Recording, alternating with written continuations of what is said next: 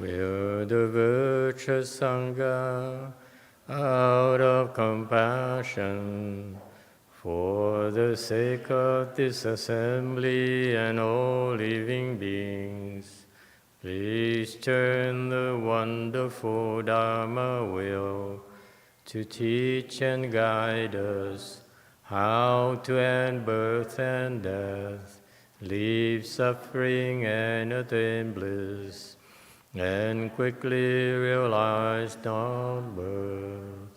Cung thính đại đức tận thịnh, vì thứ pháp hội cấp nhất thiết chúng sanh, tình chuyên diệu pháp luân giao đạo hạ mùng, như há liêu sanh thoát tư ly khổ đạc lạc, tất chứng vô sanh.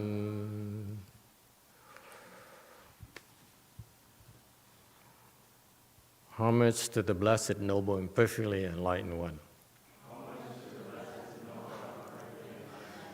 Nam mô Sa Đan Tô Sư Chế Đô Ye A La Hờ Đi San Miao San Pu Tô Xie.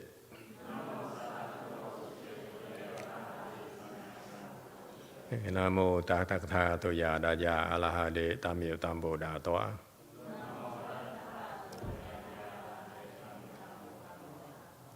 The unsurpassed, profound, subtle, and wonderful Dharma, 100,000 million aeons is difficult to encounter. And now that I'm able to see and hear, I will receive and maintain it. I vow to fathom the thus come one's true and actual principles.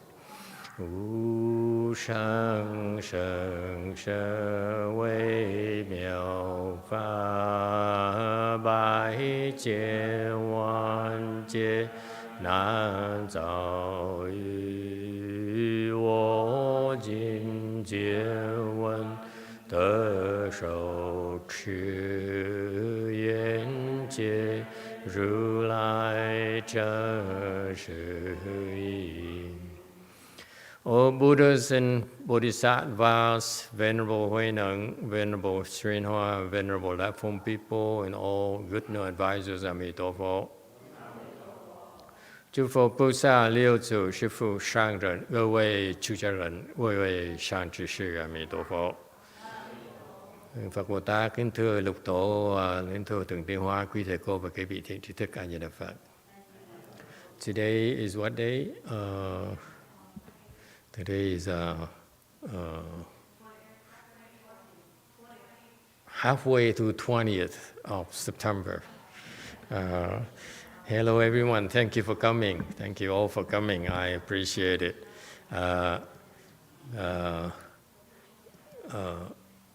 We are continuing to discuss the 6th Patriarch Sutra, chapter 7, slide 545. I remember last time we couldn't finish slide 546, so is that right? I don't remember. Oh, geez, I forgot. I should prepare a little bit more. After a heavy lunch on Sunday, you can't help but feel like sleeping first. Yes, question already. Question again. I mean, that's what David would say.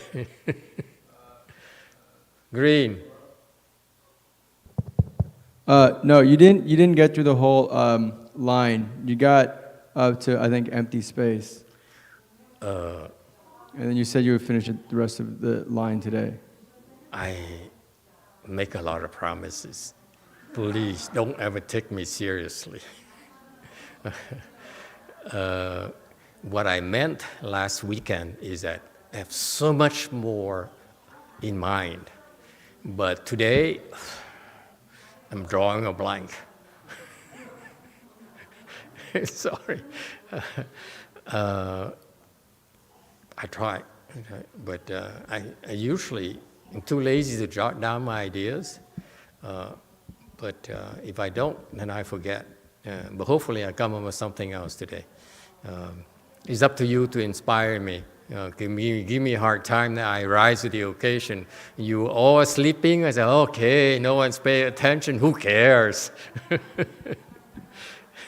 Okay, for some of you who are new, the 6th Patriarch is the quintessential Chinese Mahayana teaching. It's original Chinese teaching.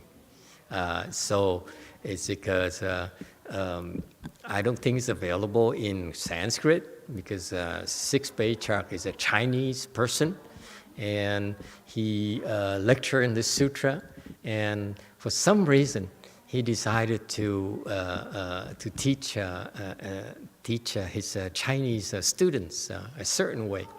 And his disciple, Master Fa, another Chinese person, decided to record everything. So this sutra is a result of all those transcription that Master Fa made, and we should be very grateful because it's so wonderful.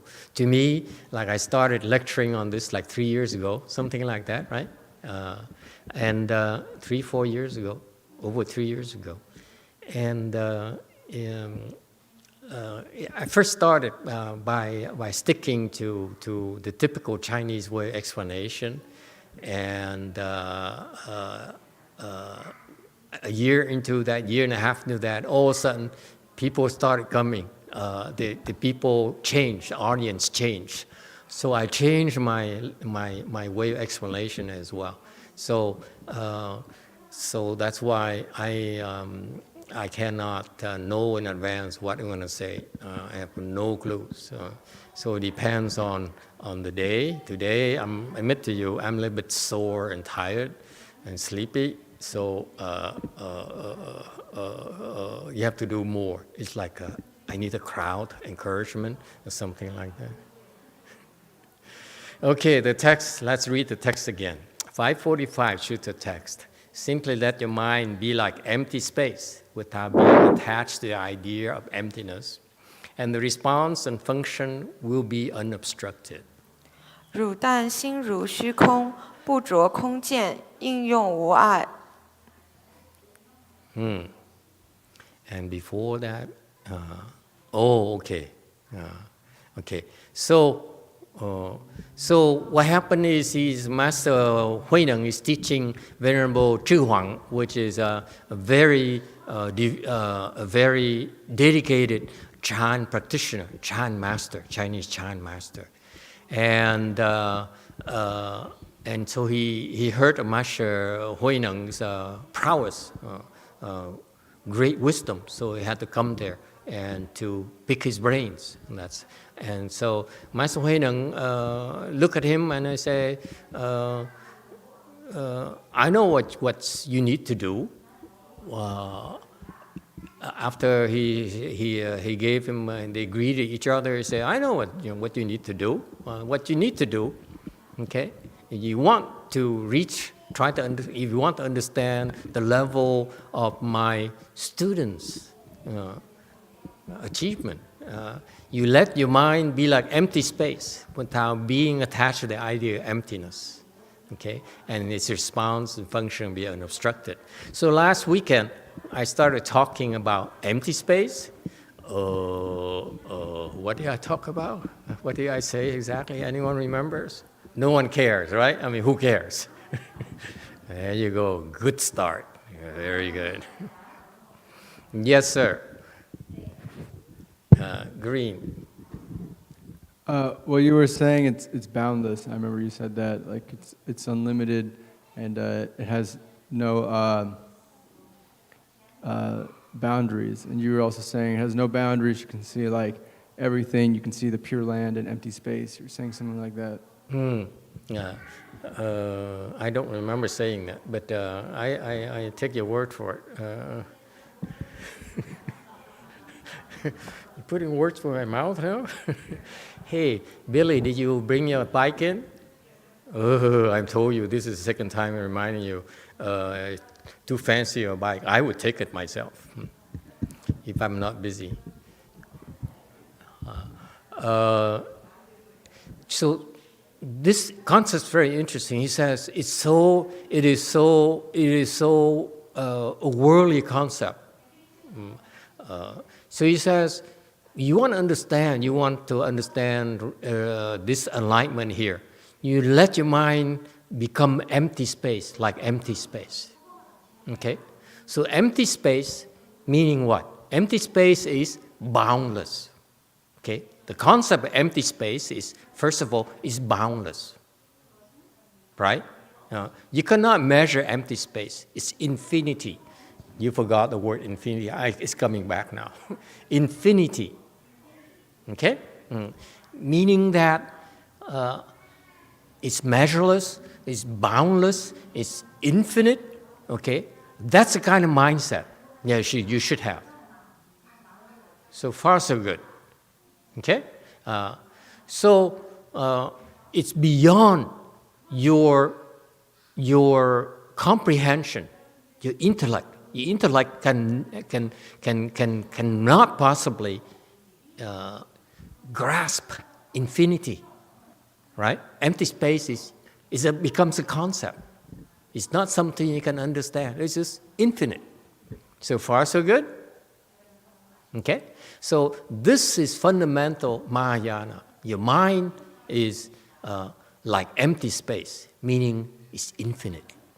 That's how you should understand it, right? Number one. Number two, it also contains infinite things. You can always stuff it into empty space. You can throw things like satellites, like what do you throw in empty space? Plastic? And empty space would take it. Right? So far, so good? So, yes. Green again. I was just going to say, but if you put something into empty space, it wouldn't be empty anymore. So true. Oh, got me right there.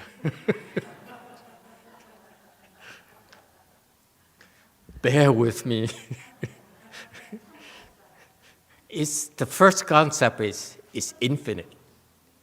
Okay? It's not about empty. What he's teaching here is very important. The concept here is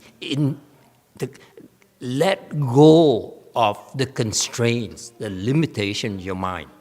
Empty space, infinity. That's the concept. Okay? So it's not about it being empty. It's about this is a misconception that people have about emptiness, a Buddhist concept of emptiness. The thing is empty. It's not. Okay. So anyway, so the first concept of empty space is that infinite. You have to let go. You have to let go of your own boundaries. Right? Each one of you, the more you become educated, the more you are creating bounds for yourself. You say, I'm not sure I can do that. I don't think it's possible. Yes or no? That's what we paid to do. We paid professionally to know our limitations. Yes? Okay? But for cultivation, for you to become enlightened, for you to open your wisdom, you need to let go of those boundaries. Oh, I think I'm going in a different direction than last weekend. Sounds like it? Don't worry. I will figure a way to get out of this mess. So you let go your boundaries. Number two, not only you let go your boundaries, you also, it's a special kind of boundaries that you need to let go is to be able to, as empty space, take everything. Accept everything. Is that clear? You need to not restrict yourself, okay? Create boundaries in your mind. At the same time, you cannot, and you have to accept everything as well. Meaning what? You don't reject. Empty space does not reject. It takes Japanese satellites. It takes American rockets. Even Chinese, what is it? Gong, whatever. Gong, gong, gong, gong. Hey, you Shanghai person. Is it gong, gong something that the Chinese shot into the sky? God. Okay, so so it accepts everything. So the concept here is you don't reject anything. Okay? In particular, you don't reject things. Okay? So far, so good. And that's and when you think about empty space, okay, then you shouldn't be attached to this concept of emptiness. Okay?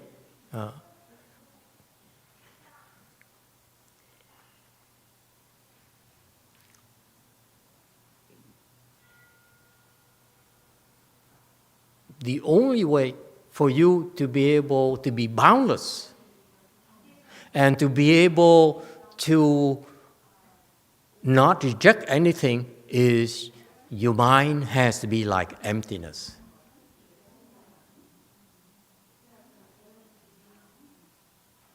Okay? Emptiness. You can stuff anything to emptiness. Okay? Well, now we're going back to Altadina's, emptiness. Okay?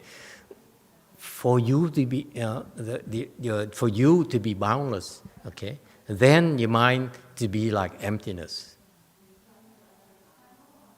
Okay? Yeah. And yet, it's not empty because it will not reject anything. Right? And once you're able to set your mind to be boundless, okay, then you should,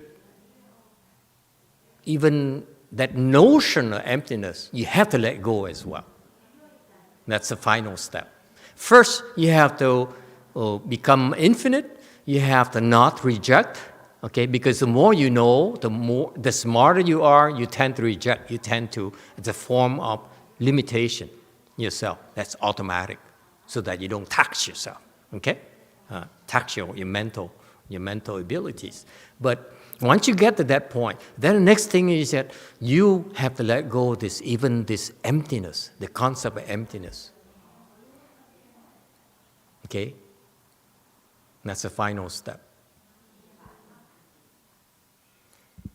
When you're able, we are at the stage where you must let go of even the notion of emptiness.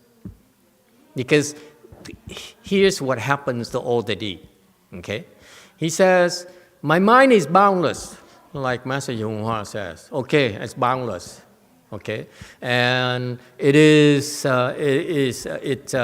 accepts everything, rejects nothing. Yes, keep on stuffing it in me because I'm boundless, because I'm like empty space, because my mind it's like emptiness. Okay, that concept, even that notion that my mind is like emptiness, you have to let go.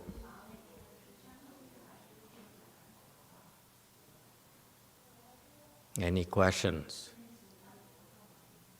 Okay? And not only that, this is where what differentiates Hinayana from Mahayana. Okay? That is, the Hinayana, when you reach a level where you need to let go of the concept of emptiness, okay? Mahayana goes even further. Okay? And that's what Master Huineng is referring to. Okay? This is this is the role of a good no advisor that will help you detach from the concept of emptiness, or the attachment of all this knowledge you have, for your mind to be truly empty. So far, so good? Okay, don't worry. If you don't understand, it's okay. Go back to sleep. Yes, question? A Q&A. I don't know why there's Q&A, where that Q&A comes from. Yes. A Di Đà Phật. Dạ thưa thầy, nếu hư không là vô tận thì tại sao trong kinh Thủ Lăng Nghiêm nói rằng hư không chỉ là một cái bọt bóng của chân tâm, ở trong chân tâm thôi? It's too early in a lecture for that.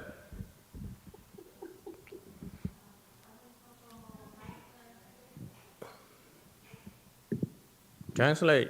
What are you waiting for? Master. I need to take a break. I need to think. If emptiness, if empty space is infinite, why in the HsuanHua Sutra say emptiness is just like a bubble? Anyone help?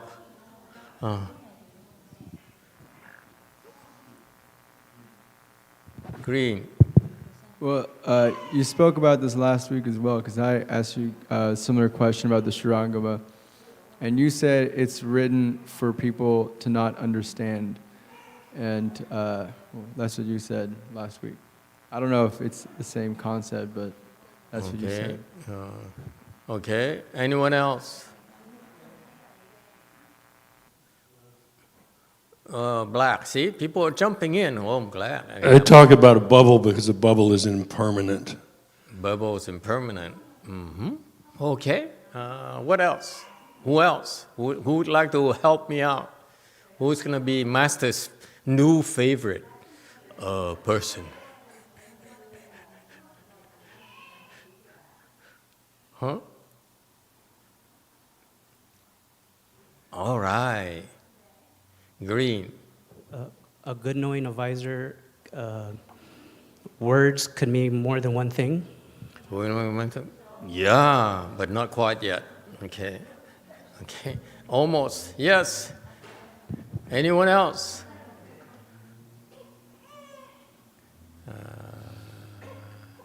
This is why you need to be careful when you read these things, when you read the sutras.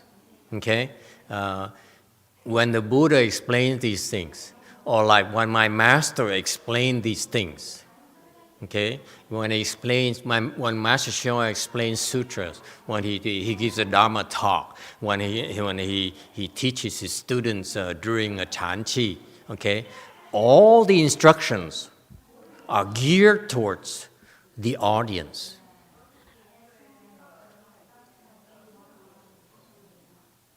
Okay, it depends on who's present, who he's trying to teach. He's going to say different things.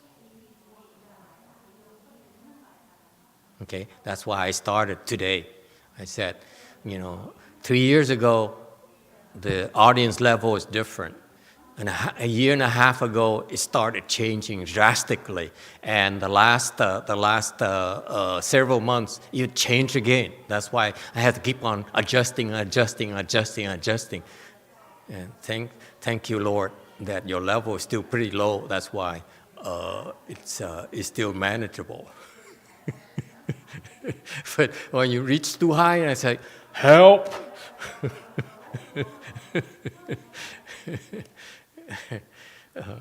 Okay, so why do you think every time when we do Dharma requests, I go, what do you think I was doing? I say, help, please don't let me embarrass myself today. Thank you again. Thank you, Lord.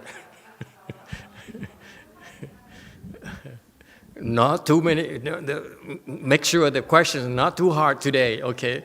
One more weekend, please, until I finish the sutra. But I forgot to ask for coverage from San Jose.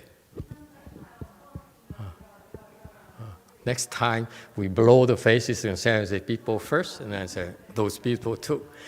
Okay, I'm joking.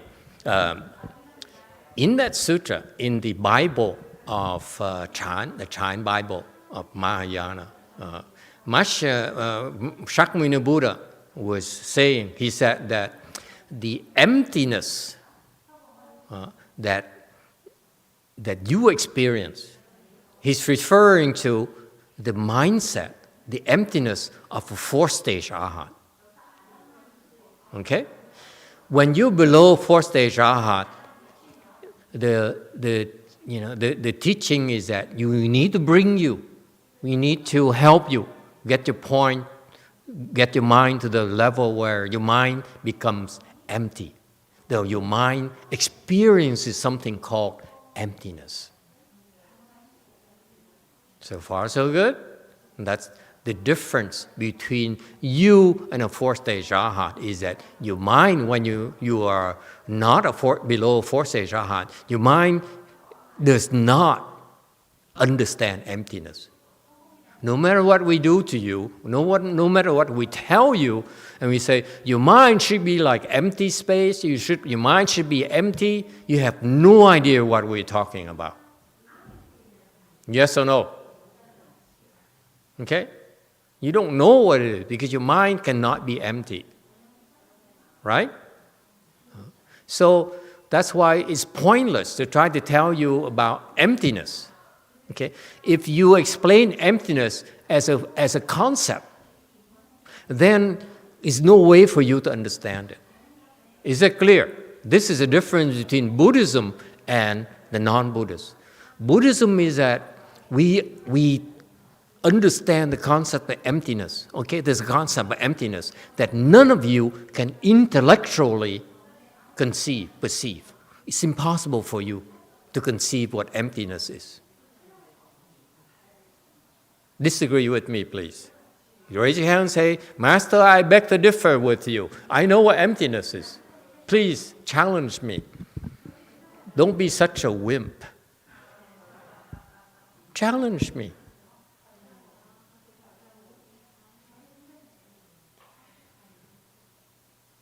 Because I remember I went to the Korean temple in, what is it, Diamond something?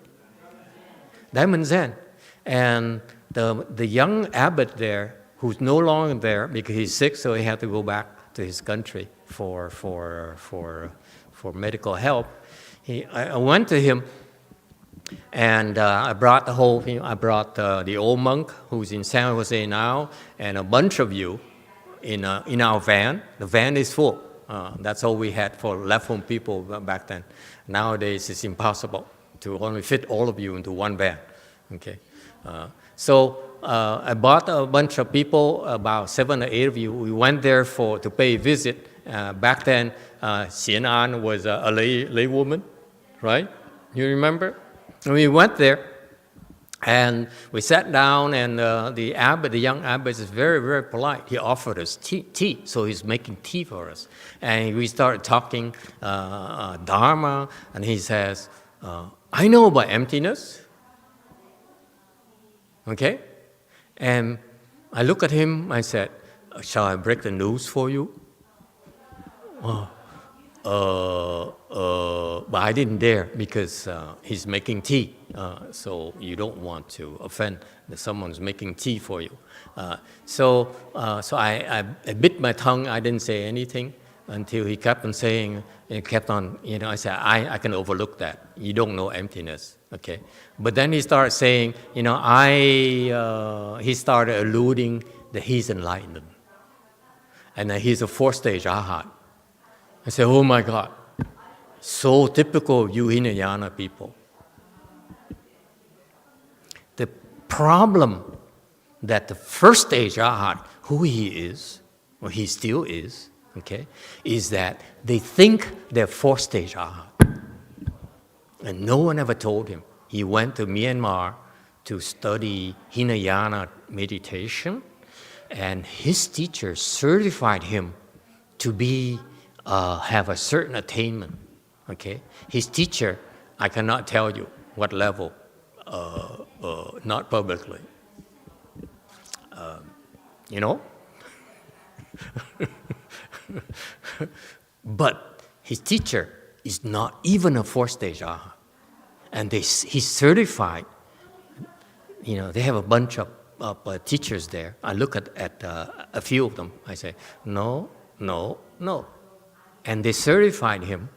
You know, whatever it is, they didn't say exactly. They could tell that he has wisdom, begins to have wisdom, but he's only a first-stage arhat.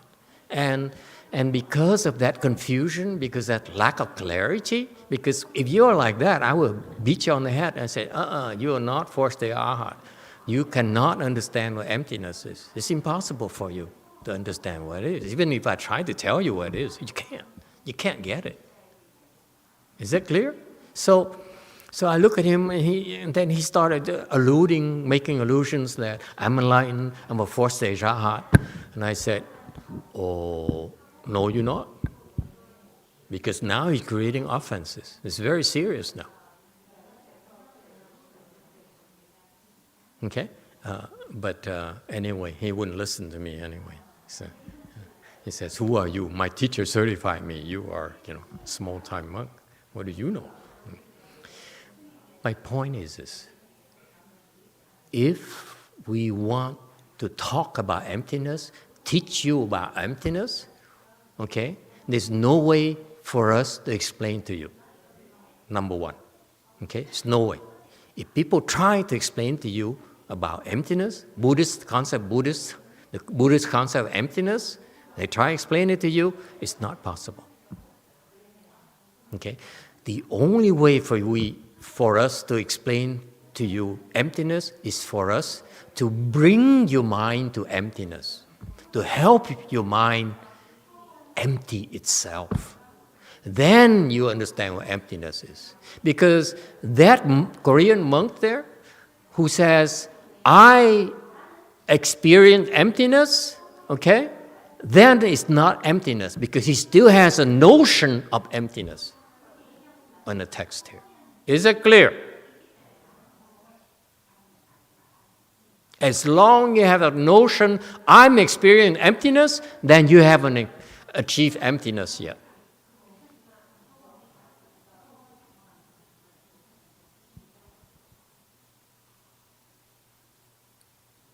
And the only way, again, I repeat, the only way for you to experience emptiness is for you to understand it is to experience emptiness. Then you say, aha, and that's it.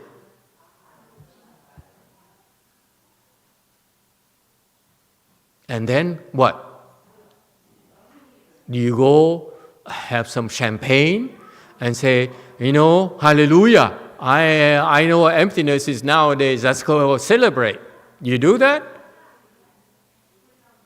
You won't. I rest my case. If you experience emptiness, then you say, what's the big deal? You don't even talk about it.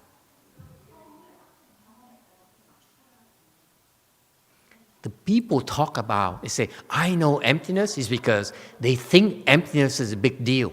Once they experience emptiness, they said, oh my God, how come Master YongHua never told me?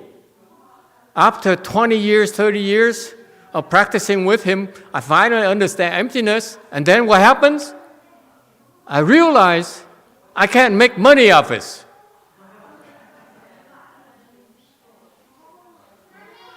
I can't tell anyone about it. How am I going to make money? How am I going to monetize this? You see that? And because if you still try to monetize emptiness, then you still are not empty yet. You still have something you're trying to monetize, right? Your mind is still not empty yet. Is that clear? Who's not clear, raise your hands, please. Right. None of you are clear, I know, but you're pretending to understand because your mind is not empty. So anyway, so That's the secret in Buddhism. In Buddhism, okay, we can talk all we want. The monks and nuns can speak the Dharma all they want. Shen Guang, the second patriarch before became a Chinese patriarch, he can speak about the Dharma all he wants. He can lecture on all the sutras, all the shastras. He still doesn't understand emptiness. No way. Yes, sir. Orange. Master, I'm just wondering, have you ever experienced a glimpse of emptiness? Oh. Let me think.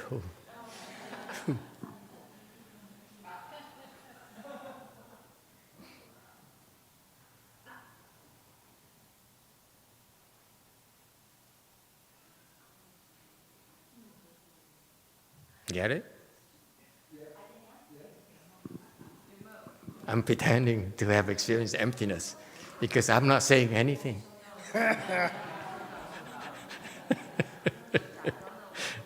Too subtle for Brady. Remember, I just said that if you experience emptiness, there's nothing to talk about, so I pretended not to talk about it. Get it? Thank you. You don't ask that kind of question, my friend. He drives a green Camry. No, gray Camry, right? Okay. Which has something in the back. Some kind of message on the back. Anyway, so far so good. What I just explained to you is the emptiness of a fourth-stage arhat. It's not meant to be explained to you. It's for you to experience individually. And once you experience it, okay, it's through the guidance of your teacher that you can experience it much quicker than otherwise, okay?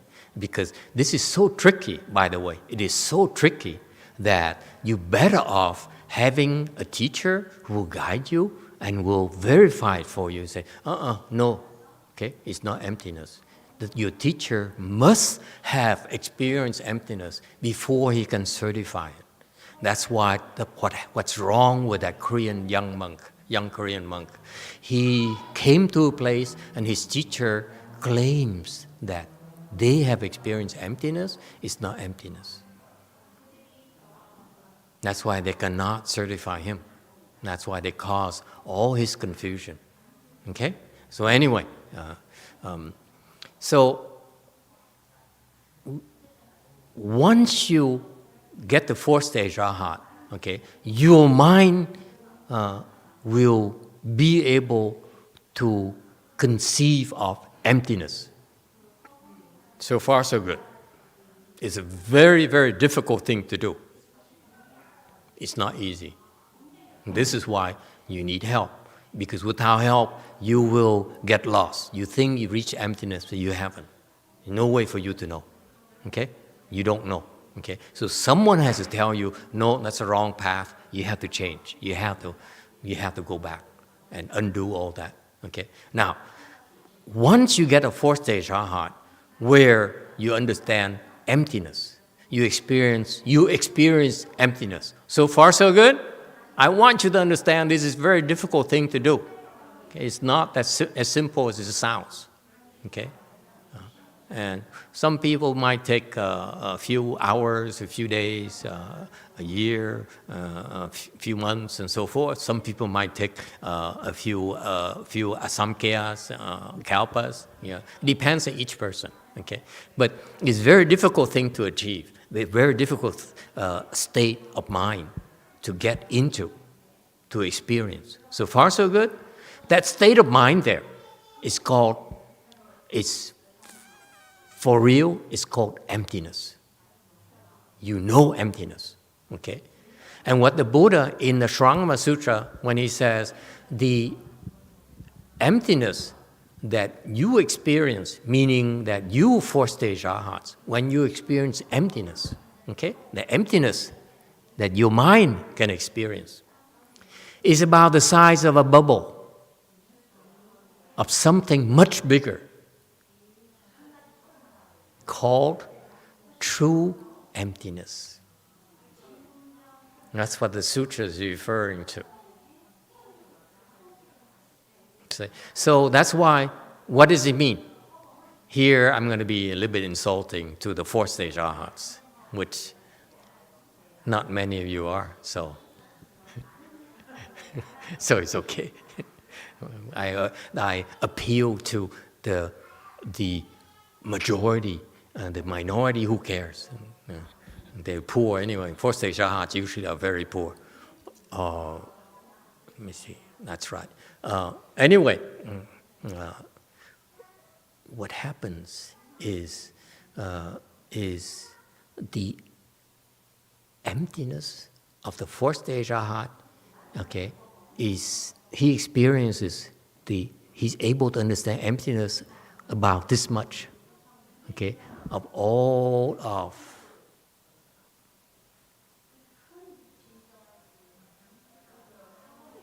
emptiness.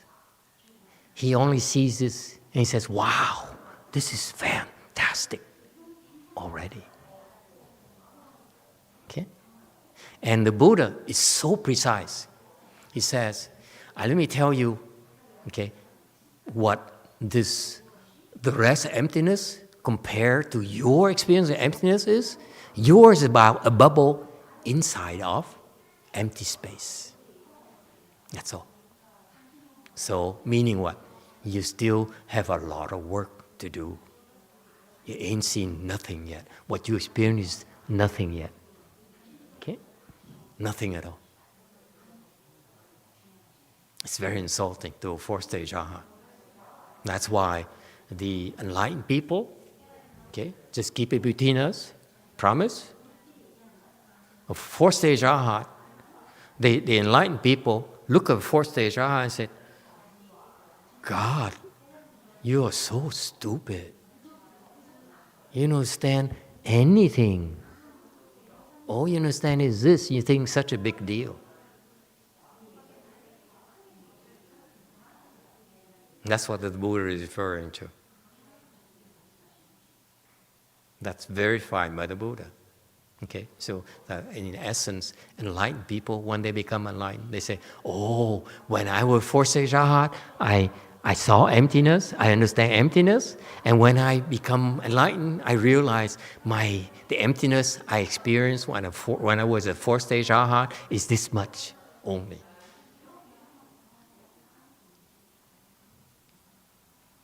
Okay?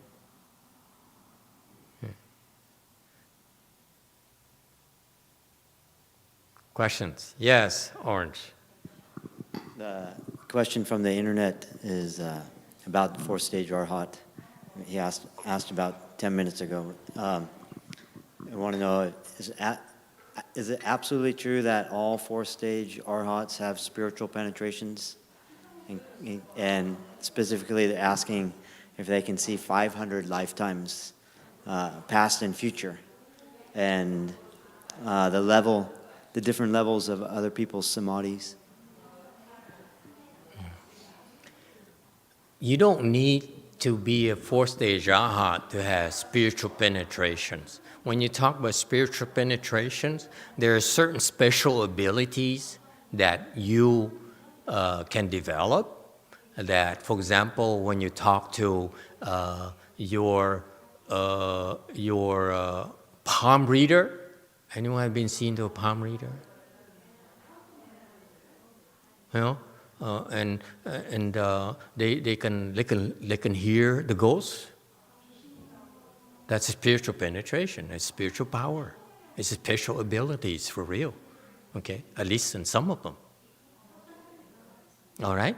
So these spiritual penetrations are natural. We all possess this spiritual penetration. Depending on your level, there are different degrees, different powers of these spiritual penetrations, but we all have them.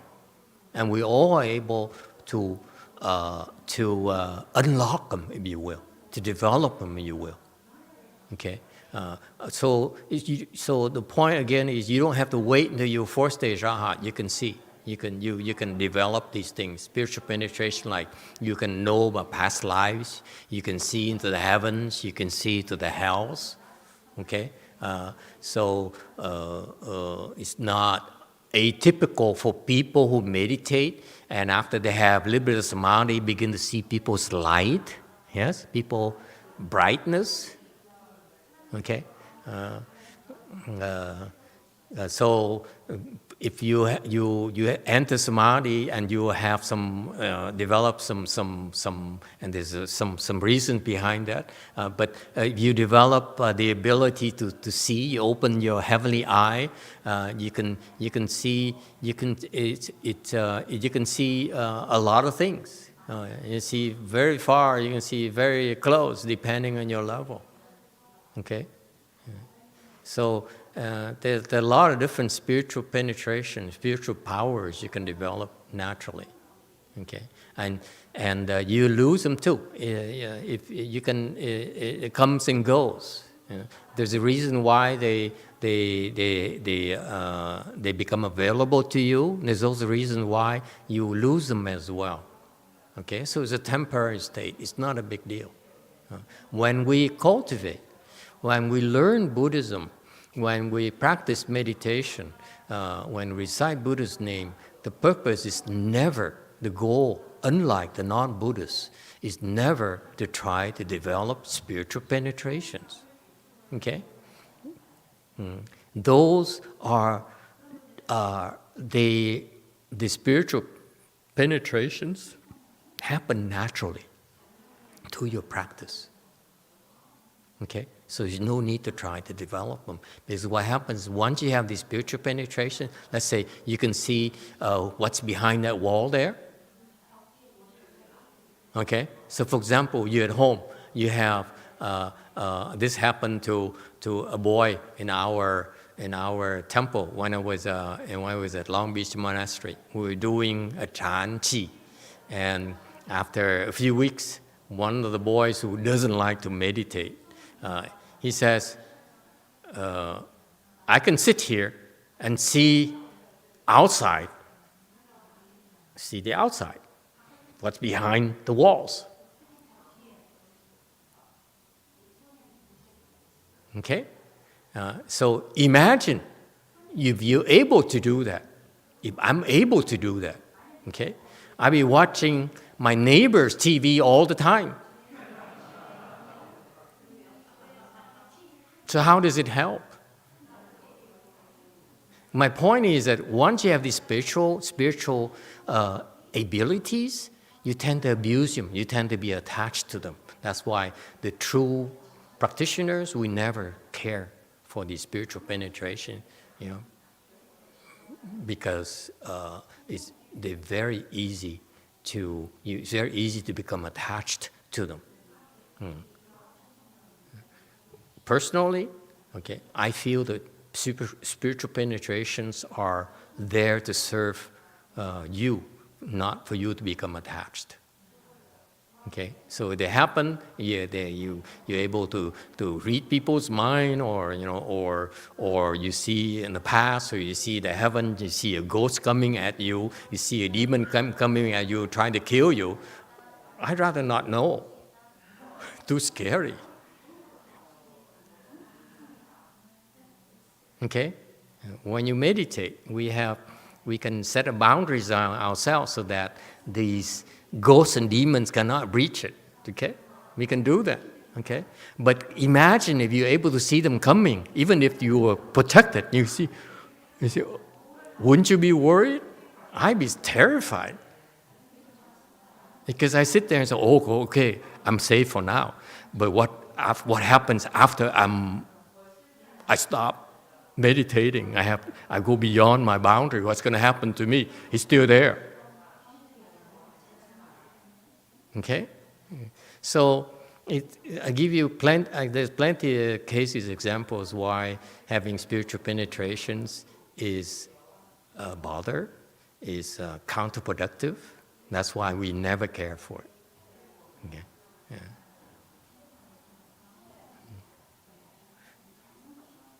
All right.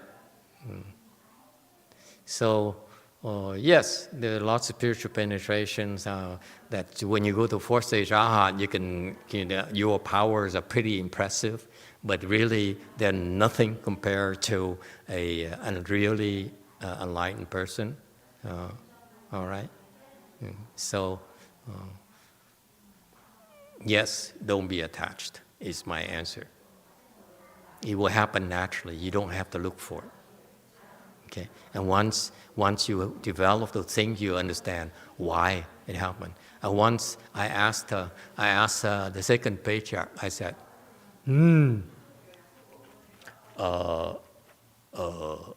I want to develop spiritual penetrations. Tell me how.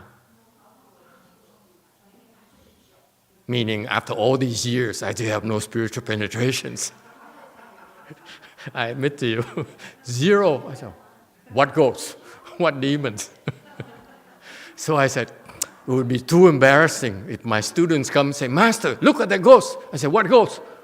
Where? When I first came to Blue Mountain Temple, my student came to me and said, Master, do you see that woman who's walking around when you were lecturing? I said, which woman? She says, the one that walked out of the rebirth plaques. I said, oh no, I'm out of here. You know how scary those people are? If they're still here, they're no good. So you see, there are the cases where if you ask the old monk, he will tell you he has so many cases where he goes to the temples and the ghosts and the demons played with him and messed with him. So why would you want to see those things? I've been doing fine without seeing anything for all these 25 years. Trust me, it's a lot safer. It's just like you. It's funny. I was at the cemetery for a Vietnamese hotshot who died. So I said, okay, I'm a small-time monk. Let's go to the cemetery to pay respect. Okay, we, low lives should pay respect to the seniors, as in our hierarchy. So I went there with a bunch of my lay students. We went there, about 7 of my students were walking with me, okay? And then we walked into that I think Rose Hills Cemetery or something. And we're walking towards the place where they were holding the ceremony, and I noticed the ghosts were saying, the ghosts are going, I said, because what happened is we have our Dharma protectors, so when we walk, they have to clear the path for us. So it's funny, but the ghosts were like, why do you push me? Why do you push me? We're just walking, and they're upset already.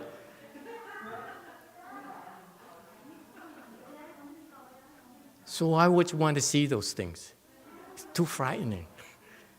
You'll be so distracted and say, oh, that's a ghost, that's a demon. Oh, look at that dragon. Oh, look at the Asura.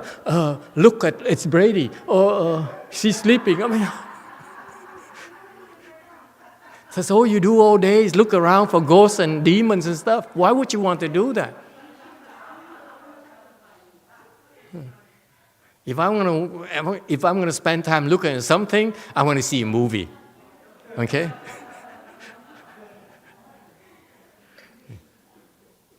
Okay? Does it help? In short, don't worry. You're gonna develop spiritual penetrations naturally. Okay.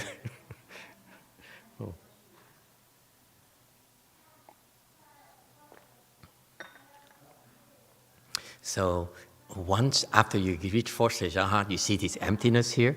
It's so fantastic, okay? That you say, oh, this is the ultimate knowledge. This beats everything I learned so far.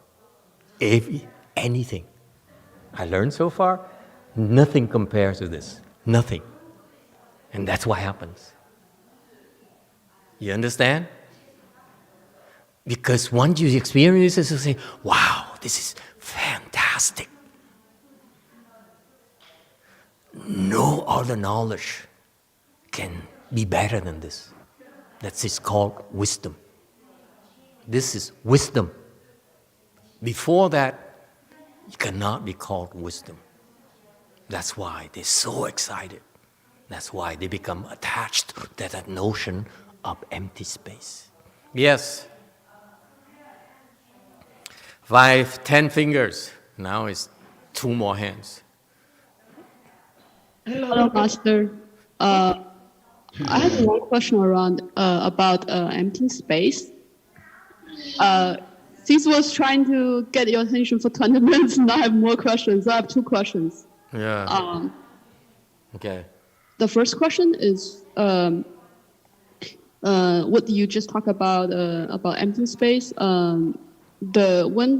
When first stage aha gets enlightened, is this a sudden process where the bubble, the tiny bubble they see, suddenly becomes infinite, and as the first ground bodhisattva progresses further, is that emptiness expands, or are there different level of infinite empty spaces? First of That's all, my first question.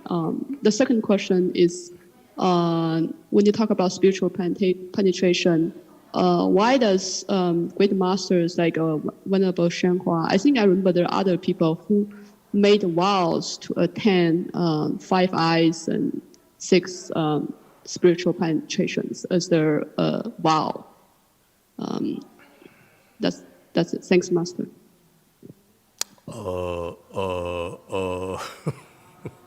Why do you ask me? Ask him.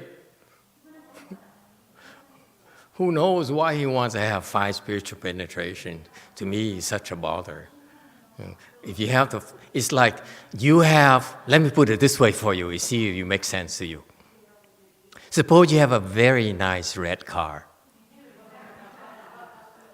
Wouldn't you like to have one? Yeah? That Ferrari? Huh? I settled for a Porsche. White one.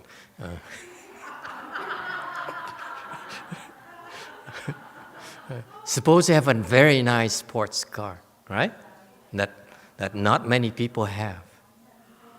Okay? So far so good? Wouldn't you be tempted to drive it?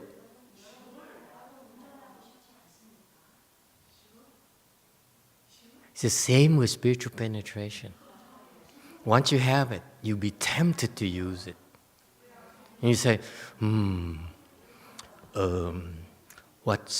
I wonder what happened to my mother.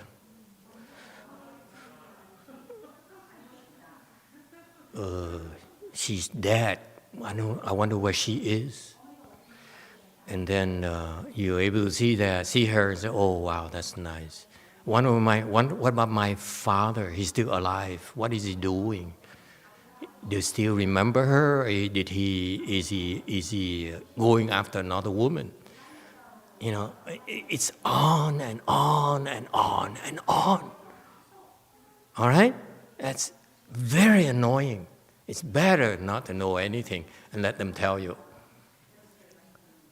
So far, so good? Okay. So I don't know why Master HsuanHua insists on having 5 spiritual penetrations. But if you force me to give you an answer, he doesn't just want the 5 spiritual penetration. He wants the 6 spiritual penetrations. Okay? And the reason he wants them, in my humble opinion, is because he needs them for his work. Think about it. He has 100,000, 1,000,000 disciples, okay, in this world alone.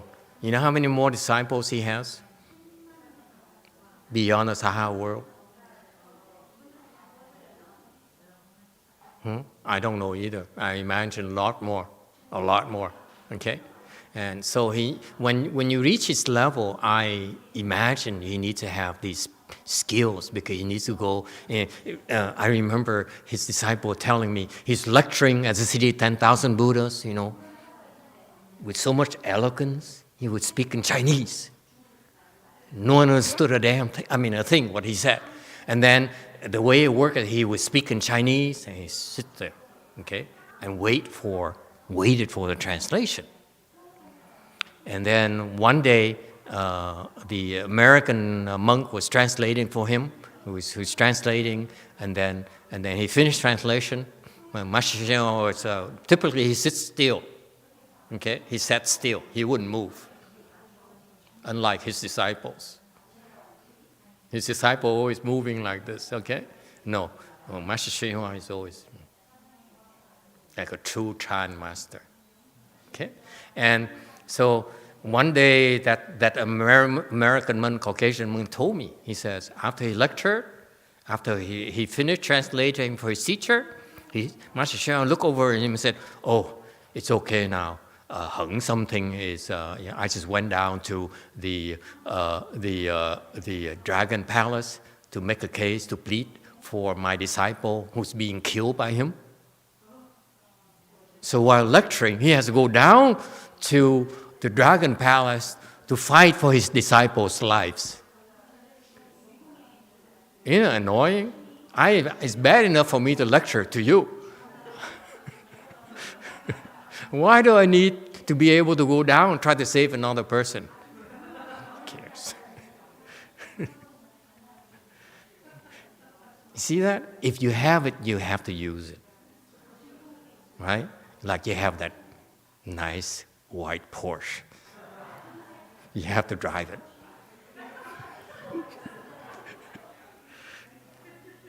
Not funny. Korea is not laughing at all. Korea is so worldly.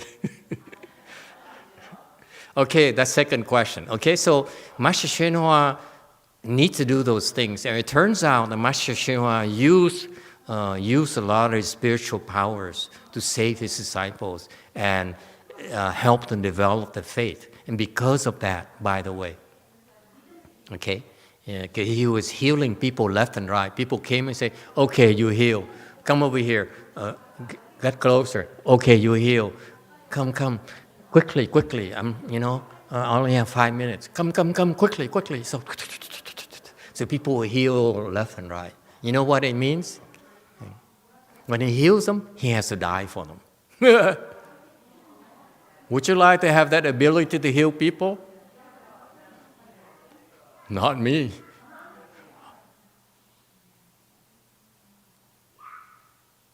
Would you? Would you like to be able to say, come, let Daddy heal you? Huh?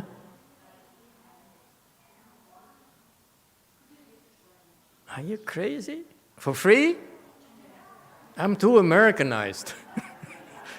Maybe the Chinese, but not for us Americans.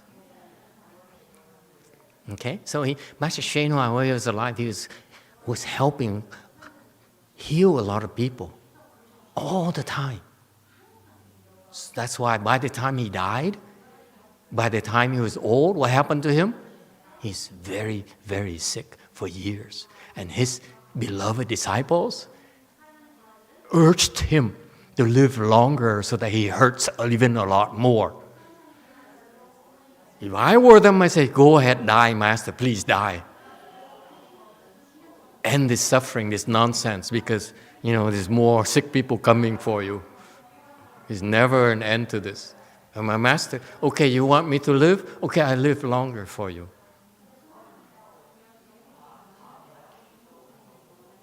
I was there, I said, Master, please go to the Pure Land.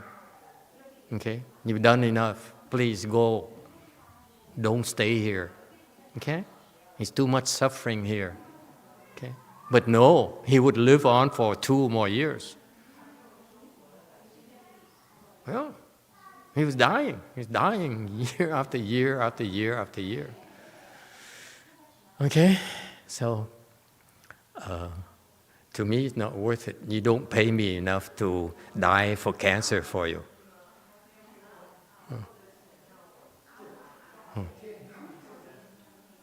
Okay? No, I still have one more question. I'm buying time. Jeez. Time is so slow today.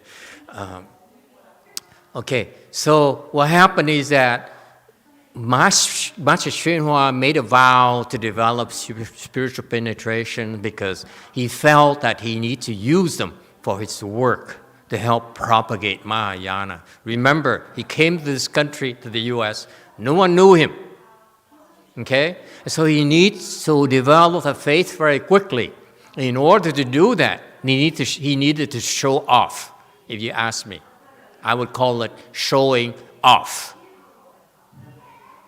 Okay? And that's why he manifested these spiritual penetrations.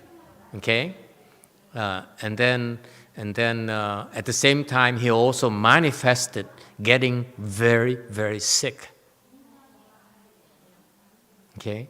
And that worked for me. I look at his being sick and being such dire straits, being great pain. I said, I don't want to end up like that. Sorry, not for me. Okay? For you, dear master, fine. Not for me. I'm not healing. Forget it.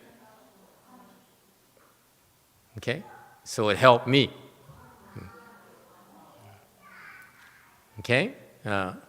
Now, that's the second question. There's still the first question. First question is first stage arhat and enlightened people. I forgot what the question was.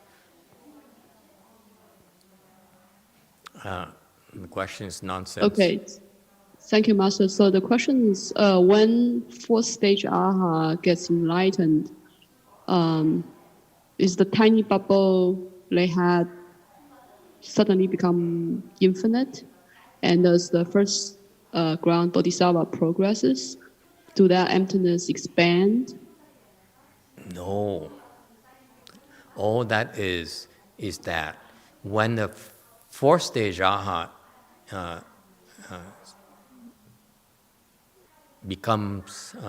gets there, when you get the fourth stage arhat, you experience something called emptiness. Okay? It's not you. The Chinese says jian kong. Okay? You see emptiness. But what it should be translated as, you perceive emptiness. You experience emptiness. You don't see, you experience it. Is it clear? You experience with your whole body. It's not just seeing, it's not hearing, it's not feeling. You just experience this state called emptiness. And it's just a state. But that experience, that awareness of emptiness is, the Buddha explains that awareness of emptiness, that awareness is a very small, very tiny portion of the all emptiness, by the size of a bubble in all the emptiness. So far, so good.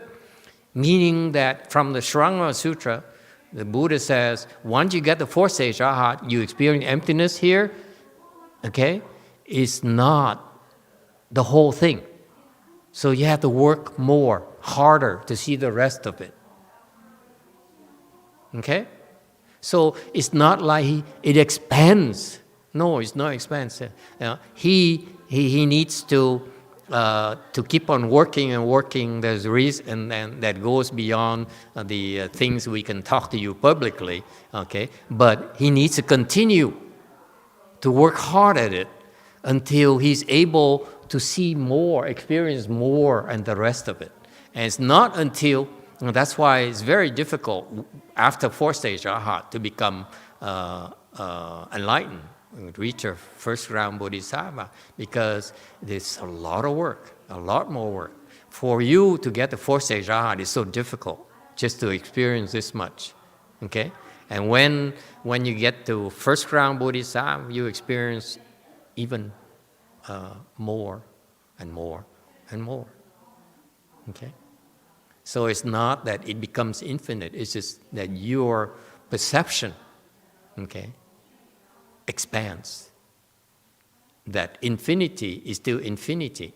It doesn't change. It's you're not able to perceive it, that's all. You're not able to experience it yourself, that's all. It's still there. No, you have to wait. I have 10 fingers from Korea. 주미 씨. It's a good question, by the way. A good question. This is why when you read these things from the books, it's not clear. Okay? There's no way people can explain this to you if you only read from books. You have to get the fourth stage arhat. You have to get to first ground, and you see, oh wow, that's why. Okay? And you see that the Buddha, what the Buddha described to us in the sutras is 100% accurate. Yes, 10 fingers. Hello, Master. Do you hear Sounds me? familiar voice. 많이 듣던 목소리. 근데 내가 영어로 해야 되니까. So, we have somebody having a question. 그래서 조금. 네. 영어를 볼 수는 없고 느껴지는데. So this lady over there with the white T-shirt. Yes. She can see the ghost, but she feels the ghost. Yeah. 일반인으로 살아가는데 좀 지장을 받는다는 느낌이 들고 그거를. She feels obstructed to live her life as a normal person. What? Out there. What? Say it again. She feels a lot of obstructions to live a normal life. Scary. 그 다음에. Okay. 그런 거로부터 좀 자유롭고 싶다. She wants to be more free from this kind of problem. Who wouldn't? 누가 안 그렇겠니? So what's the question? 그 질문을 다시 잘 해보래. 질문이 뭐예요? 약간 그 채널링 그 영가를 느끼는 그걸 갖고 싶다. She would like to know how to close the door. Close the door? The door. Also the background information. So, you know. Come to Wade Mountain Temple. None of us sees anything here. 의산사를 오래 아무도 보는 사람도 없대. It only happens in Korea. 한국에서만 있는 일이죠. So what's been happening, Master? She's been coming here every week ever since she visited, and every time she comes, some kind of ghost leaves her. That's already with her for a long time. And then recently, when she comes here and then she meets the newcomer, the newcomer's ghost come to her and enters her. And then they leave her during the ceremony time. Yeah, Apple ran away. She said, I can't take these ghost stories. See what I mean? The more you know, the more scary it becomes. Yeah. So what is the problem again? So at the beginning, she's happy because the ghosts are leaving her after she's in full lotus and do ceremonies and stuff. But then recently, the newcomer's ghosts come to her and enters her at the temple. So? The new visitors. So? Ghosts. And then they goes to her, and then she goes to the ceremony, and they leaves her again. Sorry, I shouldn't be laughing.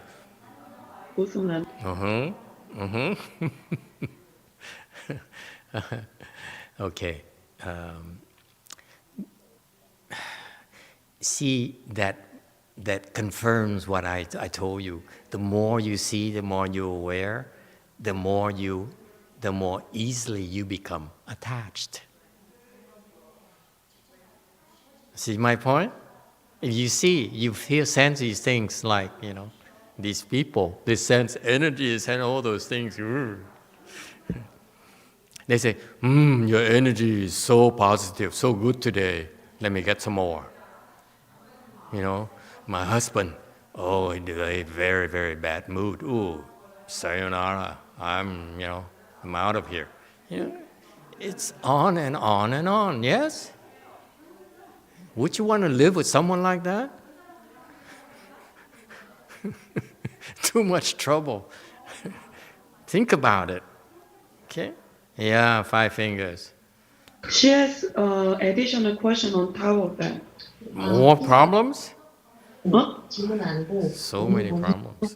내가 왜 그렇게 리센티브해졌는지를 알게 돼서 너무 감사합니다. And on top of that, not another question, but she's thankful to you that throughout this Dharma talk, she's realized, 뭐라고?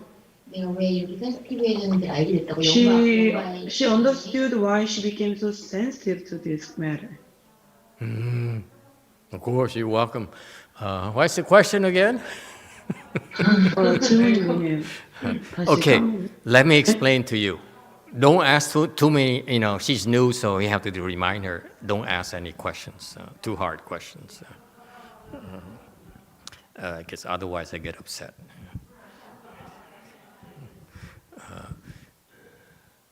Let me give you an analogy. Okay? You realize the air you breathe in has a lot of COVID-19 in there right now? Especially I'm lecturing to you, I'm screaming at you. Yeah. You realize that? Huh? You sit so right next to YongHua Sunim right there. He's a heavy breather.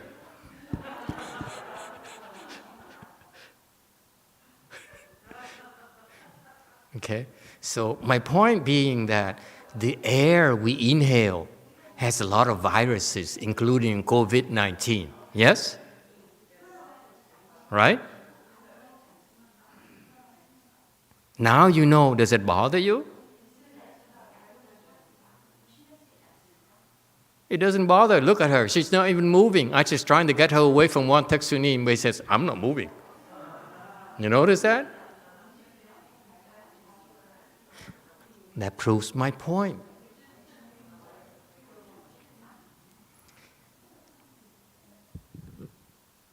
You're being aware of the COVID-19 infecting you right now from YongHua Sunim. Doesn't bother you, right? Because it's harmless to you. Yes? There's nothing the COVID-19 can do anything to you, I tell you that right now. Let it enter. Let it come out when you breathe and give it right back to YongHua Sunim. Make sure you blow. Here is yours. You can have it all back. Okay? You see my point? You see, understand the analogy? They come, they come and then they go. They come and they go. What is the big deal? Why are you so attached to it? Do you know that, by the way, don't be frightened, boys and girls. The space we live, we need to share it. It's between us and the ghosts. Okay? I remember, please, you're new, right? Don't be frightened. Okay? It's okay. It's okay. It goes one ear and goes out the other. That's how they all listen. Don't take me seriously. Don't ever. Okay? It's just like entertainment for them. Sunday afternoon entertainment. After this, they go shopping.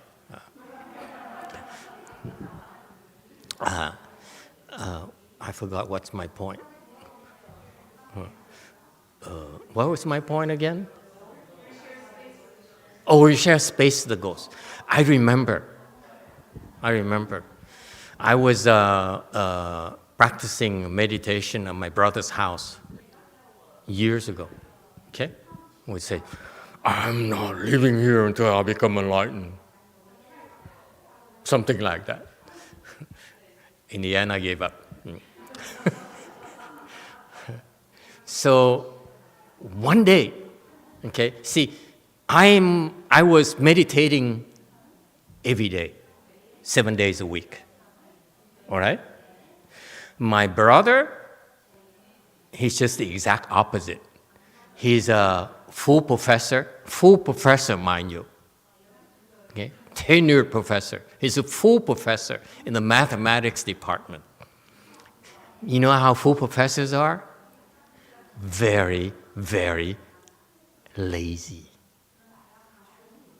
Okay? They work about 6-7 hours a week. They're done. No one can touch them. they get full pay. Okay, you guys, your children are looking for a nice and leisurely job, I recommend full professorship. Okay?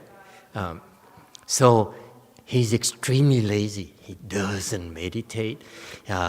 He watches TV, he goes and plays billiards. Okay? All those things. All right? So I know he's very lazy. So we have a 3-bedroom house. Okay? My room is right in front.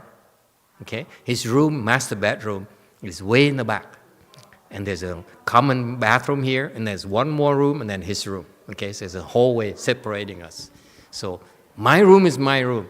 He doesn't come into my room. I don't go into his room. Okay? We are clear delineation. I am a true cultivator. He's a true loafer. Okay, so the house is a clear separation. Okay, my area is my area. His area is his area. I don't go to his room. He doesn't come to my room. He never enters my room, by the way. Never.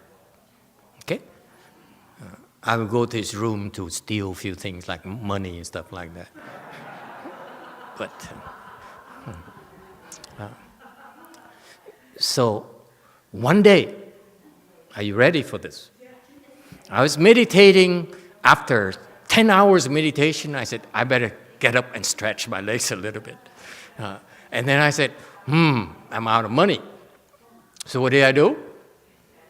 Got to go get some money. Right? 2 p.m. 2 p.m. in the afternoon. I still remember the exact time. Well, rounded. You know, for most of you, what do you do at 2 p.m.? You have to work, right? You have to work. We're supposed to work. Yeah? Normal people. But remember, he works 6 hours, 7 hours a week. That's all. Okay. So I walked in there, and I was meditating, so I stood up. I said, let's go get some money. Open the door there. Okay? Guess what? The ghost who was sleeping on his bed immediately stood up, looked so embarrassed. Oh my God, he caught me loafing. Yeah. So, when he's not there, his ghost was sleeping on his bed.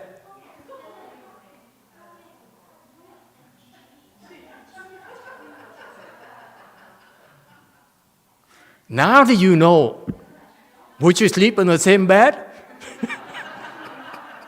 He does. You understand? It's not a big deal. We're sharing the space here. You are sitting there, but you don't know that, Just because you see they're there, it doesn't matter. Okay? You ignore them. They leave you alone. It doesn't matter at all. So don't be so attached to you able to see the ghost coming, you see the ghost going. It's funny, I tell you, you don't find it funny, but the ghost was so embarrassed because remember back then I was so gung-ho, said, I'm cultivating, I want to become enlightened. And the ghost says, I'm sleeping, having a good time, I feel so good sleeping. So I walk in there, the ghost is so embarrassed, oh my God, what is he doing here, catching me, loafing around. So he loafs, his ghost loafs. I don't mess around, my ghost don't mess around. You see, the house is clear delineation. We don't go there, they don't come to us. So it's funny. The ghost is so embarrassed. He immediately stood up because he was lying on his bed like my brother,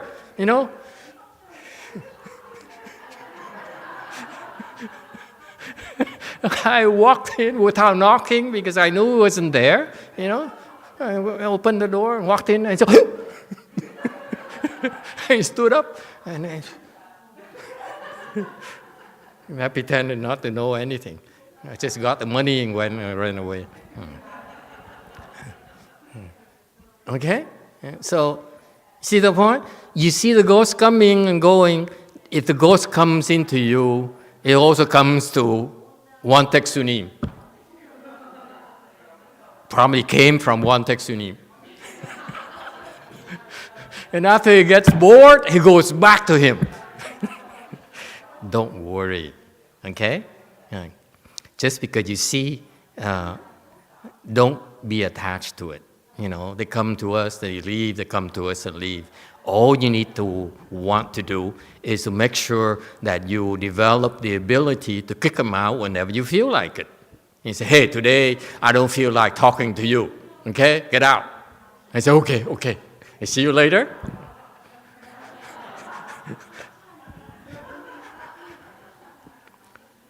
Wouldn't that be cool? You just say, hey, not today, you hear?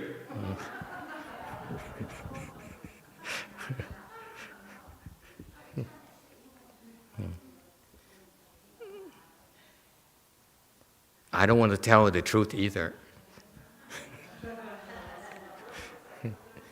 So don't be scared. It's no big deal. Okay? Ignore them.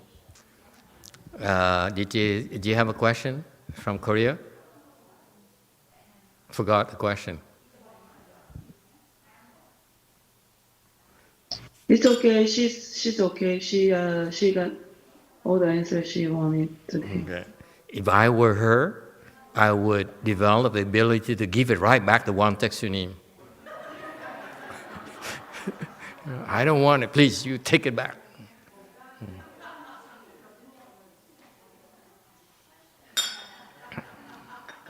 Okay? And you can do that, I promise. They still have a question, sorry. There's no way we can get to our lecture today. Yes? She like the 5 heart strong Dharma. Is that a good thing to do? What? The strong Dharma 5 heart mantra. The 5 heart? Yeah, that's how you kick them out. 그렇게 내쫓는 것 같아요. That's how you kick them out. You say, Master, so but let me tell you, okay? Huh? I remember when I was a novice at the city 10,000 Buddhas. There's a girl in her 20s who was possessed by a ghost. And she came around, asked people for help. Said, can you kick the ghost out for me? And he said, whoa, not me. Stay away from me, you know. We don't want to fool your ghost. And she went to HsuanHua, okay? Because no one could help her. She went to HsuanHua, and HsuanHua, this is, I'm told by those people. I wasn't there. So HsuanHua said, okay, sit here with me. Sit here. So he sat there, and half an hour later, I remember, she came to me and she said, if you can kick my ghost out, I'll give you $2,000. I said, $2,000? Whoa, that's a lot of money. Let me think. But I said,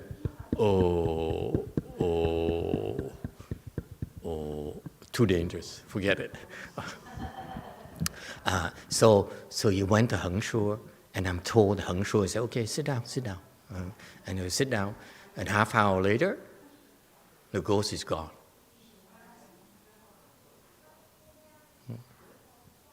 Is it good? I was so impressed when I heard that. I said, wow, I want someday to be able to do that. Wouldn't you? Are you crazy? I'm asking you, if the ghost leaves her, where does it go?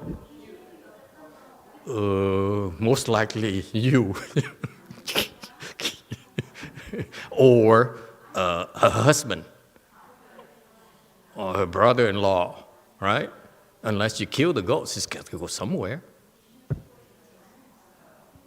How does it help? You're helping her. You get $2,000 and get $2,000 for the next person. That's job security, huh? Would that be cool? Don't do that. Don't kick him out. Okay? Just some days says, I'm in a bad mood today. Okay? Please leave quietly. I'm talking to the Korean lady. Okay? Please leave. I don't feel like it. I don't feel like talking to you today. Okay? Leave me alone. And the ghost says, oh, nope. I want to be here. So you recite that mantra. Okay? It should go. If it doesn't go, it's because your kung fu is not good enough. Work harder. Master, all right. I have. Master, What? Still questions? So what happened was she was doing Chidoni Ajara outside her house. So I advise her not to recite that when she's not in her territory or not in the temple. Or is it safe to do? I feel it's not safe for her to do it. Is it safe? Safe to do what? To recite a mantra? Outside her house or outside the temple.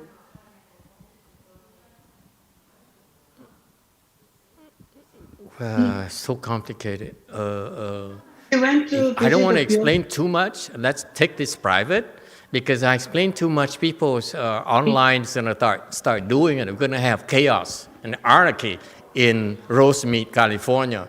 I want to keep things the way they are, okay? Boys and girls, do not cause me any problems. Okay? Yeah. All right, we take it offline, okay? The question is, don't worry. It's fine, okay? So we have these tools you can develop, and then you're able to do those things. If it doesn't work because you're not strong enough, that's all. Get stronger. All right, I have internet question over here. For what reason would the spiritual penetration no longer manifest?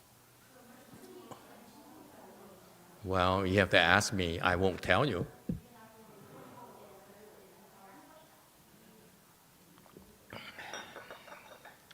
Remember, this is a free session. I won't tell you everything. You want to know everything? It's going to cost you. Yes, Pink. There's a lady that works in the hospital, and she said she feels the ghosts follow her home. It doesn't really affect her, but she feels it affects her family. So she asked, is there anything she can do to help with? Or is there any mantra she can recite? Is it someone I know? If he's not someone I know, I don't care. Sorry, it's none of my business. Because if I help her, it goes and come to me. Remember? I'm a chicken, and so quack, quack, quack, quack. Let me, please don't bring trouble to me. I have enough headaches.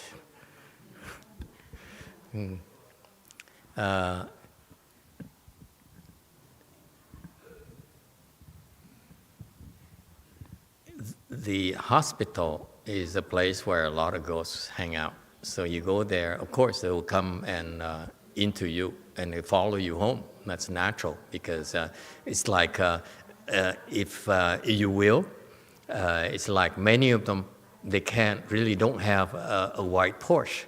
So they can't go very far.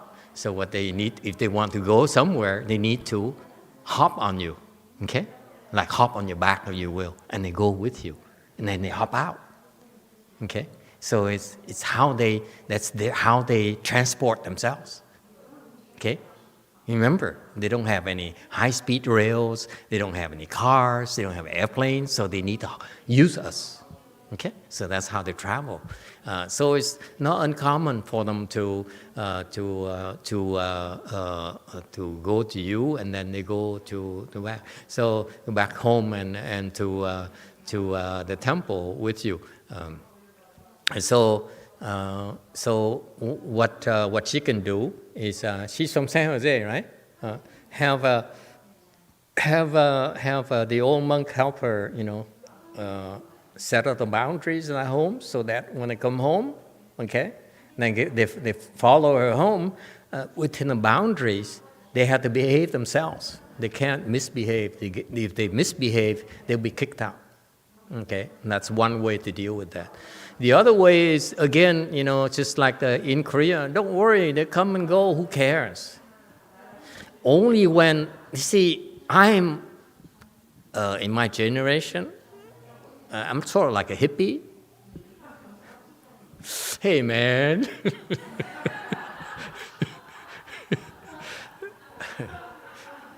Live and let live. This is my attitude. Okay? Don't take it too seriously. They come to our homes, be hospitable. Would you like,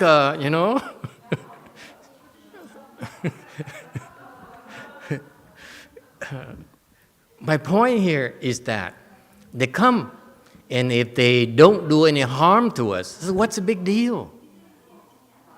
Huh? I only do something when they misbehave. Otherwise, you leave them alone, okay? You accept them, you embrace them. Give me love. Right? So that's what I would do. I wouldn't worry, If you go home and you start having problems that you say, you can't come in, or you better get out of here, otherwise I hurt you real bad. If I can hurt you real bad, my master can hurt you real bad, Have you heard of him? Say no. Oh, the other one, not the one in Rosemead, the other one. His teacher, Master HsuanHua, because if he cannot harm you, he'll call his teacher.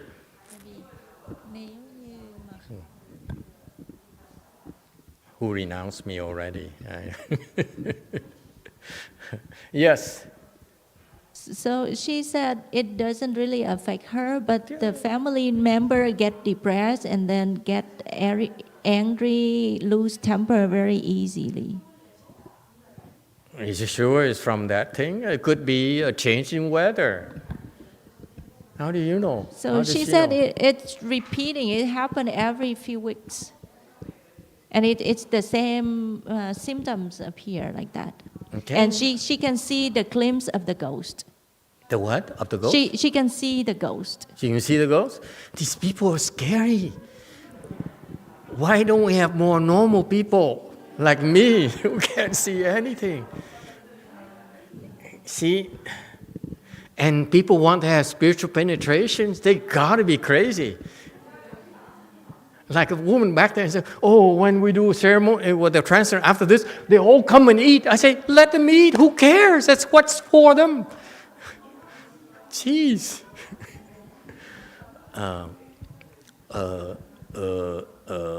Work harder. Number one.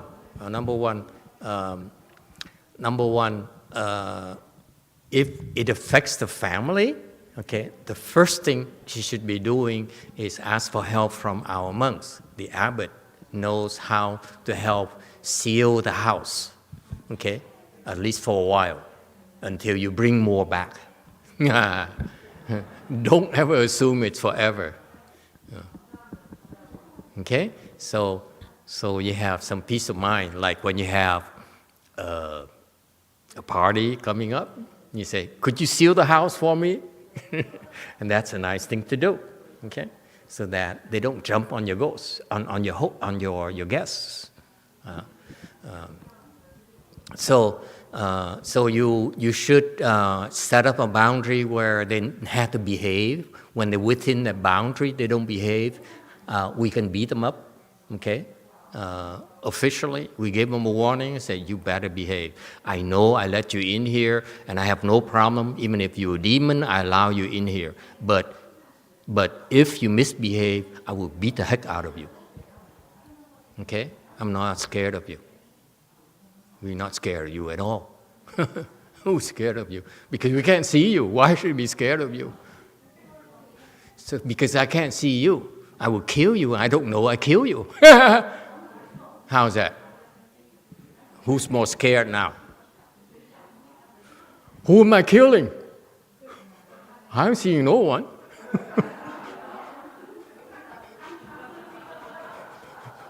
See this? I'm not making precepts. I'm killing you. But I'm not making precepts because I don't see anything. That is, now tell me who's scared.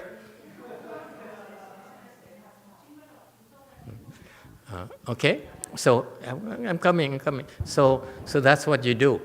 You get if it bothers you, then seal it so that and then it still happens. Then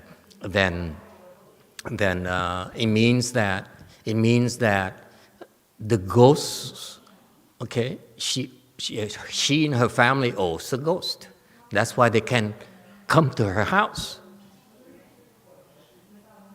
Okay, if she doesn't owe them, they cannot come in.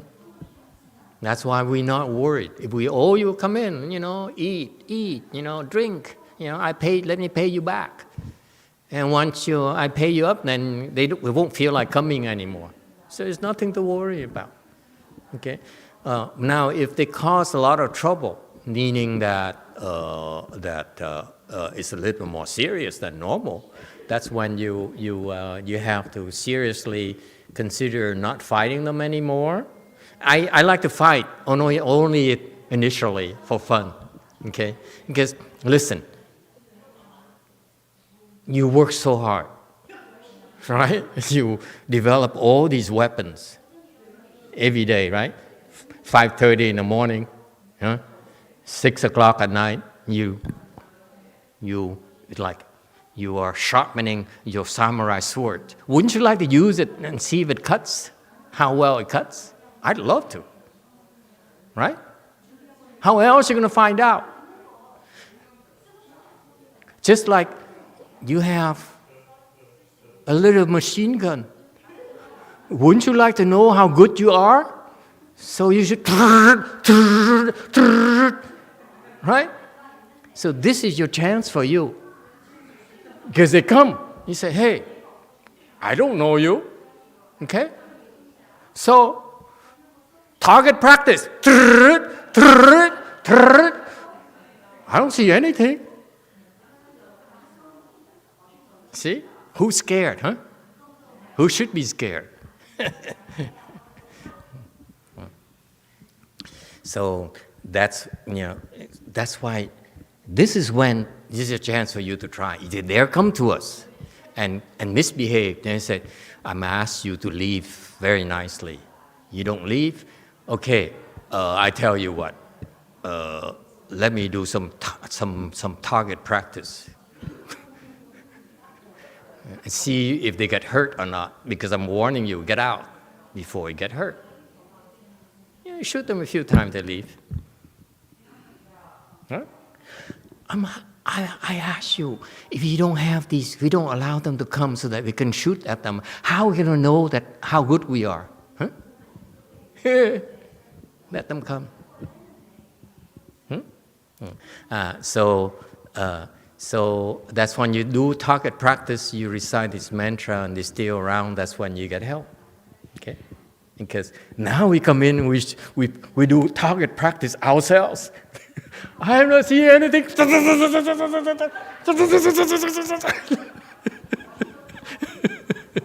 All right? Who should be scared now, I ask you?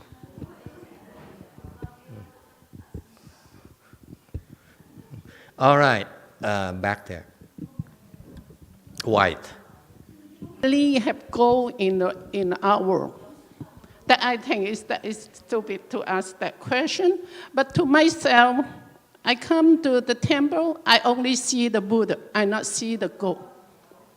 But I think anything is from yourself to see it, and you will happen. Okay. Thank you. Okay.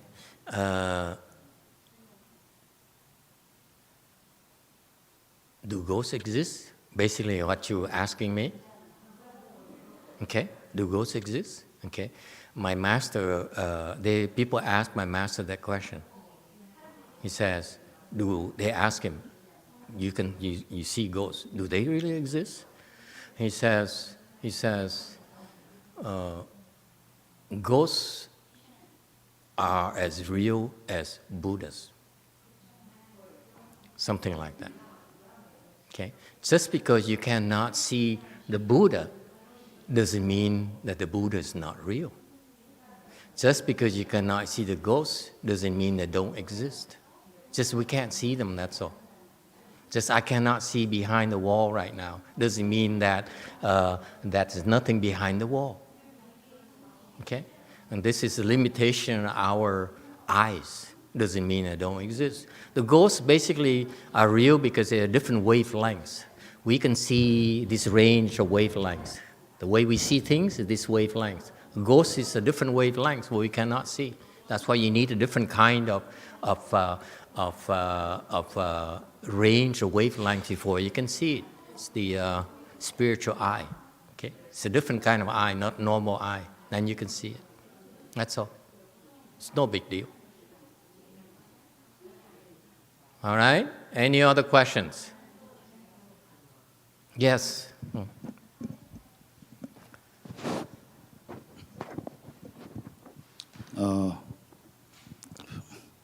제가 그 질문이라기보다도 제가 수행을 하면서 젊었을 때 귀신을 이제 많이 접하고 그랬었는데 저는 그 귀신이 나이가 공부하는데 큰 도움을 줬다고 생각했습니다. 왜냐하면은 그 귀신과 나는 둘이 아니기 때문에.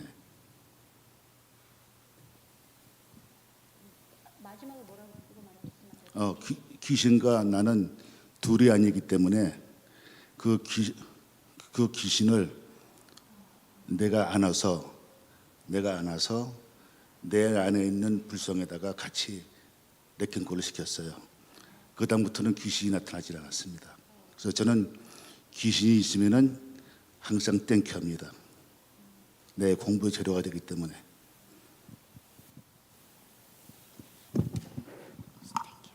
When I was young, I saw ghosts, but I believe that ghost and I are not separate beings. So I believe that I should embrace the ghost. So once I accepted the ghost and I kept the ghost inside of me, they didn't bother me anymore. So since then, when I see ghosts, I thank them. I thank them. Is he Japanese? That's what Japanese people do. 아닙니다. 나는 한국 사람입니다. No, he's not Japanese. Because the Japanese is weird. The Japanese are very weird. They have this old pair of chopsticks they want to get rid of. First thing I do, thank you chopsticks for serving me all these years. And they throw it away. They have these old clothes they need to get rid of. They say, thank you old clothes for helping me all these years. They thank everything. Cats, dogs, chopsticks, clothes, cars, houses, trees. It's too much for me.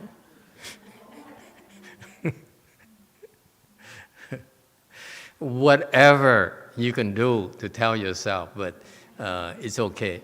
But it's not a big deal. A ghost is just like us. Different wavelength, that's all. It's not a big deal. Whether you embrace them or not, doesn't matter. They're still there. Okay? I feel that I ignore them, they ignore me. And if they misbehave, I just practice. That's all. I don't care. I don't need to see.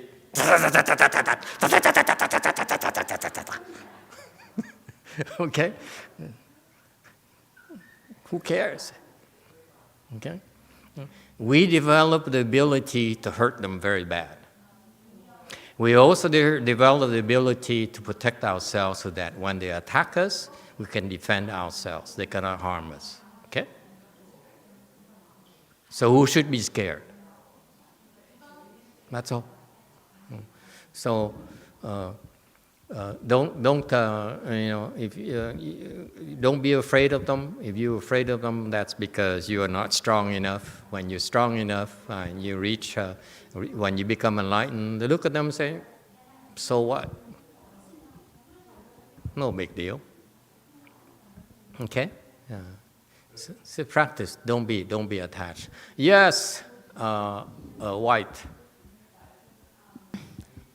Master, I do have a question. I don't know if how to even phrase it, but I was given a Sharia just maybe like a month ago.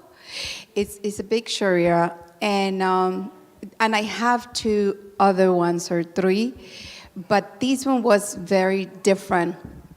Can people hurt the being that is in Sharia? Because this Sharia was really hungry, like it was already starving. So it was requesting food. And for several days, I started giving, and I was giving just a little bit like an apple and orange and stuff like that. But then it was asking more. So then it seems that it was really starving. So I start giving more, and I start questioning whether we as can hurt that being. And because I don't want to do that, because it seems that it was starving. I think that Sharia was carried in a necklace before, and I don't want to hurt. I don't know. It's Another weirdo. I don't know. Too many of you. It's too much for me. Can I just lecture my sutra, please? It's funny because when Shana was a lay person, she was sitting in Lu Mountain Temple, and she was telling me that I have this hunger ghost that harasses me, all these years. I have this urge to eat at 2 or 3 in the morning. I said, I know. One night, I was sleeping at 3 a.m. I got up. This is Lu Mountain Temple. I went to look at the window and looked into the dining area, and I saw you in my, eating in my fridge. Anyway, so I know.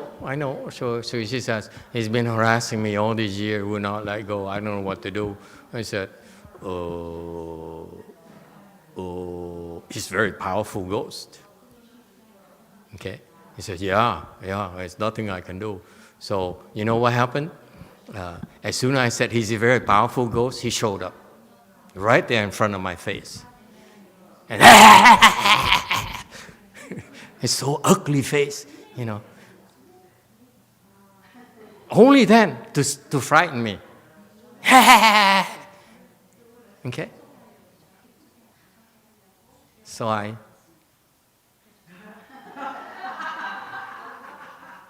slapped him. Shame on you. Why don't you pick on a girl? He went away. You have no class. Why would you pick on a girl? Pick people your own size. Pick on people of their own size. He went away, embarrassed. He's not even afraid. Who cares? Don't worry. You see those things. It's observe them, and what you do is when you see them, you have these visions. Don't have any reaction. Just see, okay, so what? Okay, and that's what you're supposed to do. Don't be attached. Don't say I am like to be your friend. Don't ever do that. They keep on coming back. Okay?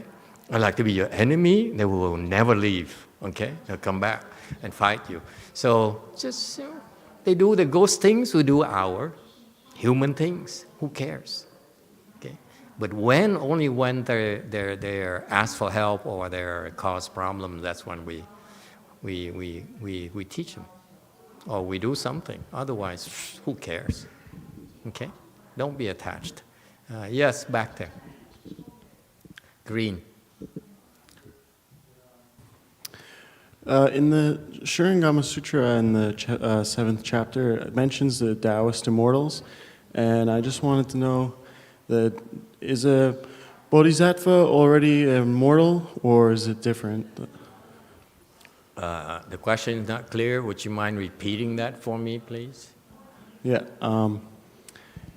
I just wanted you to elaborate more on Taoist immortals and why their cultivation level is different.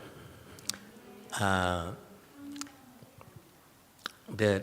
Taoist immortals are the ones who practice their own Dharma that enables them to live longer than we do.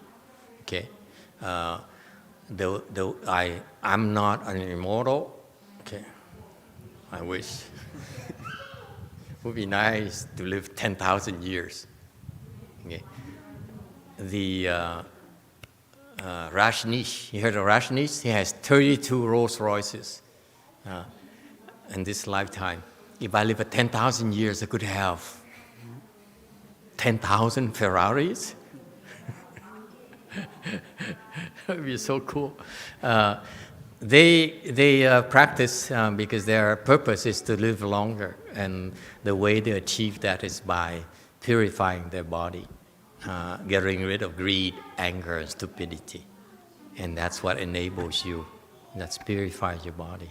Okay, and when you do that, this is a peculiar Taoist practice where they don't teach us anyone. They pick and choose their own kind. So even if I came over there and I asked them, please teach me how to live longer and so forth, they said, nah, you're no good. Get away from here. You know? So they have these practices that are for real. My master certifies it, and the Comte Saint-Germain is one case where in the Western culture. There's an immortal right there. The Comte Saint-Germain is very famous in Europe. He lives apparently he's have many manifestations. He appear to be the same person throughout thousands of years. Okay, looks very similar looks. So that's a known European Taoist. In China, there's some people Ji Dian. Okay.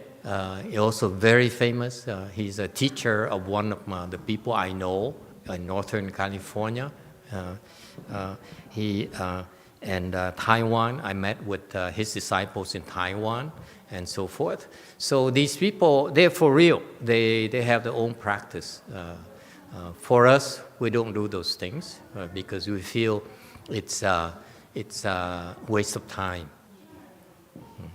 Why would you want to live 10,000 years and be so miserable and suffer so much for 10,000 years? It's a waste of time.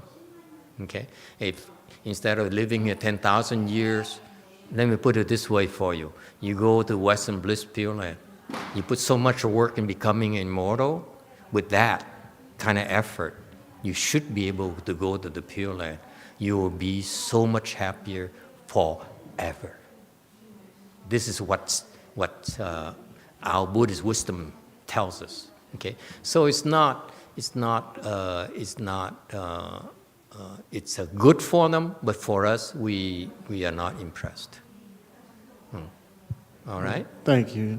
So, if you have conditions with them, you can practice with them, and they will teach you how to do those things. Some of my people, I have one person who is rejected by them. He says, I want to learn how to become immortal, and because of that knowledge, they're very good healers, by the way.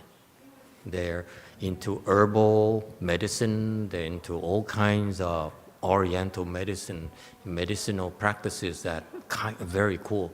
I used to be very impressed. And the monks and nuns used to go there for healing and so forth. And I said, now I look at them and said, what's the matter with you?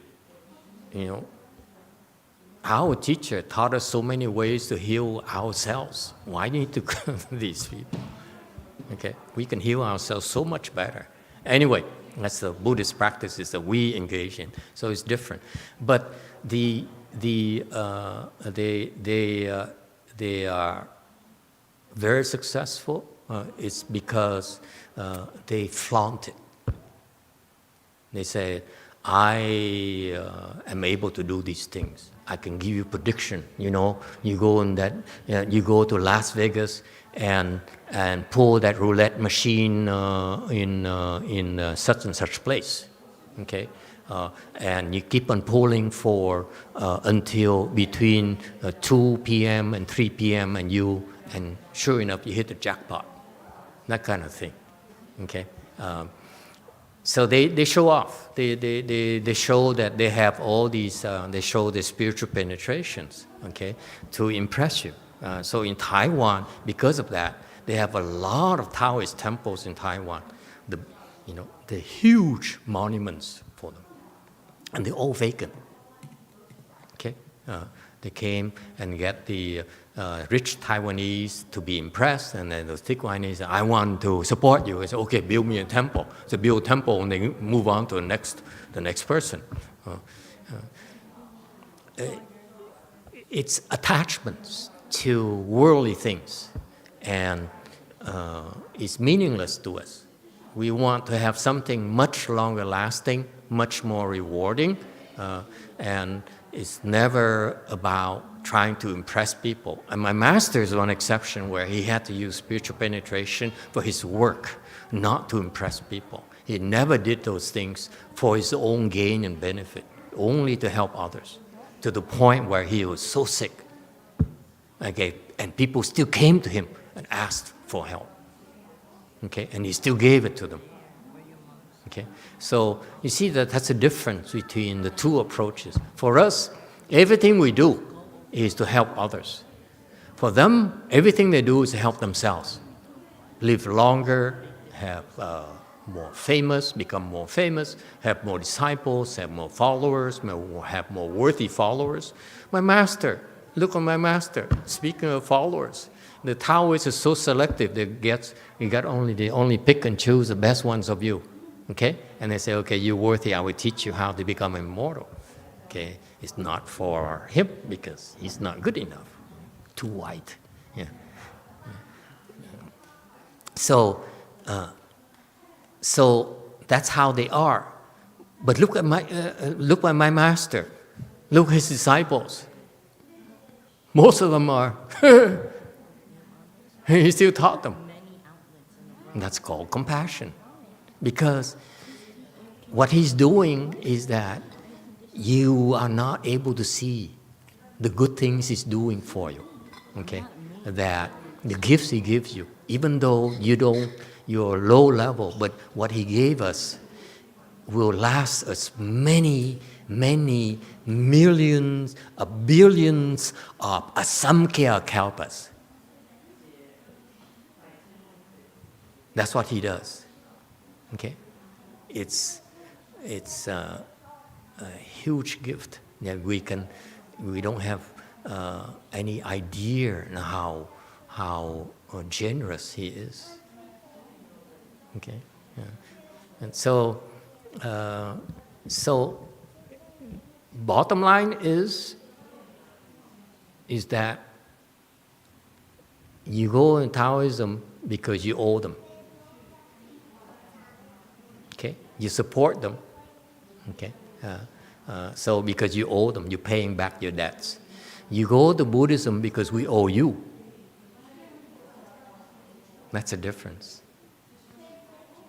We don't owe you, We can't help you.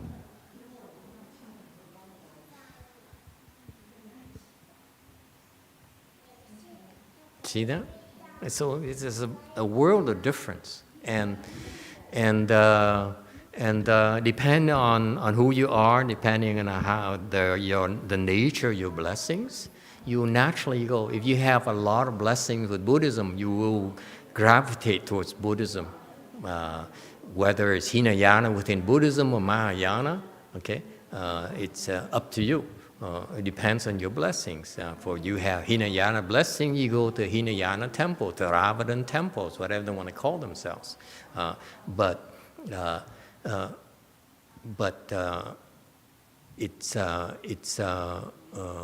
it's all cause and effect. We in Buddhism we know better, so we give. We don't take. Whereas over there they take. Okay. To impress you, to gain you as a follower, to get your money is exhausting our blessings. We preserve those blessings in order to get much better things than a building. Come on. What's the point building a building and then leave it empty? Who's going to use the building? Okay, so what's the point having 1 million disciples and followers? What for? How does it help you? How does it help them? You got to look at the big picture. So in Buddhism, the difference is that they look at it in terms of 10,000 years. That's fine. 20,000 years, 30,000 years, 50,000 years. Fine. We look at it as minus infinity t to plus infinity time. That's how the Buddha looks at it. So the visions are different. So in Buddhism, we look at the big picture. We don't worry about 50,000 years. It's nothing.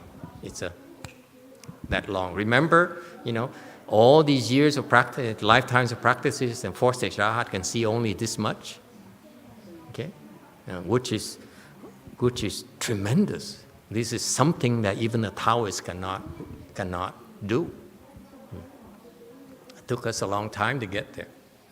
And then even at that, we tell ourselves, it's still no big deal. There's so much more wonderful things that you are entitled to. Don't settle for small gains.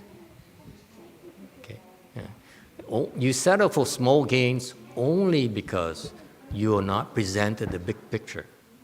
Okay? In Buddhism, we are presented the big picture, okay?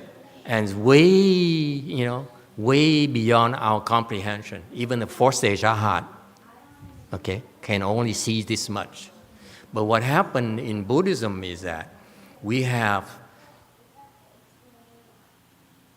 billions, trillions of disciples who became enlightened already. And they came back and they taught my master, they taught me, okay, so that we know it's from personal experience. They verify it, okay? It's not like you like to believe that there's God or there's no God. You have to experience it, okay? Buddhism is very, very, very experimental, okay, in that sense, that we want you to experience it. Everything we do is, first of all, tell you what it's supposed to be, and then show you how to experience it. What happens is that typically the Buddhists, okay, nowadays, most Buddhists only tell you what the picture is. They paint you this picture, but they haven't experienced it themselves. Okay? That's what the patriarchs are supposed to do. The patriarchs have the knowledge, have the methodology to help you experience it yourself. Okay? So that's why this, going back to 6th Patriarch Sutra here, I know I'm a little bit over time. I need to finish it, slide 546, and next week we will not come back to this. So this is why the 6th Patriarch came out and said, I will teach you, okay, of all you came to me, I will teach you a way to experience this thing called true emptiness. And this is how. And so what is amazing about this sutra that is so wonderful is that you see how he showed these people from different persuasions, from different backgrounds, how to do that. He showed Chu Huang, this guy here. He said, he come to me and immediately says, you want to experience emptiness? I will teach you about emptiness. This is how you do it, okay? Don't limit yourself, okay? Don't reject. But once you experience that, you get the fourth stage arhat, okay?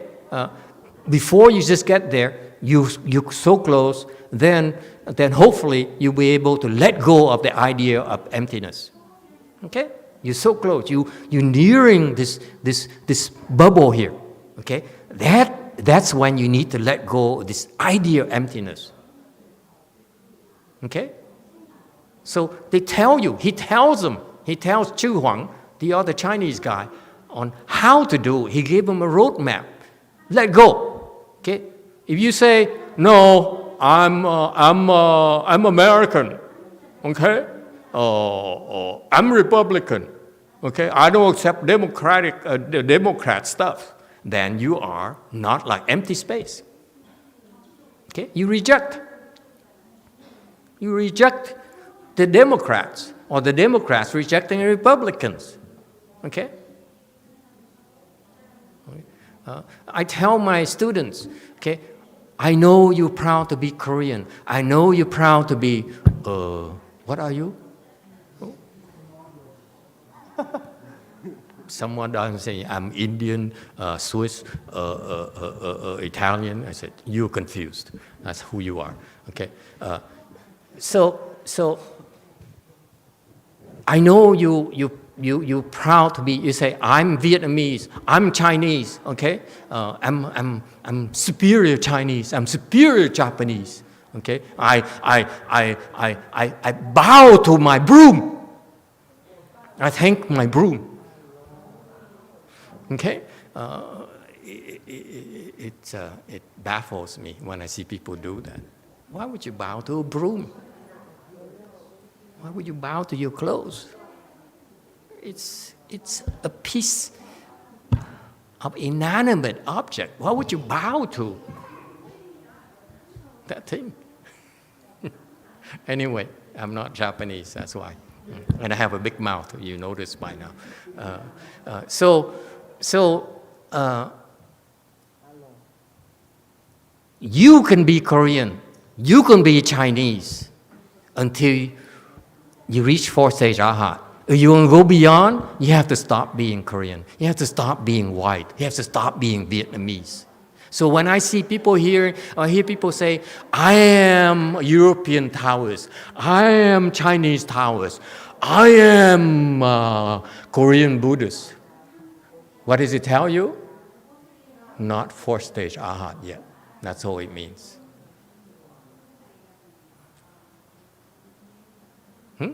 You're so proud to be Korean, you're not fourth stage arhat. That's why we can't teach you otherwise. When you get there, I teach you. Stop being so Korean. Stop eating kimchi.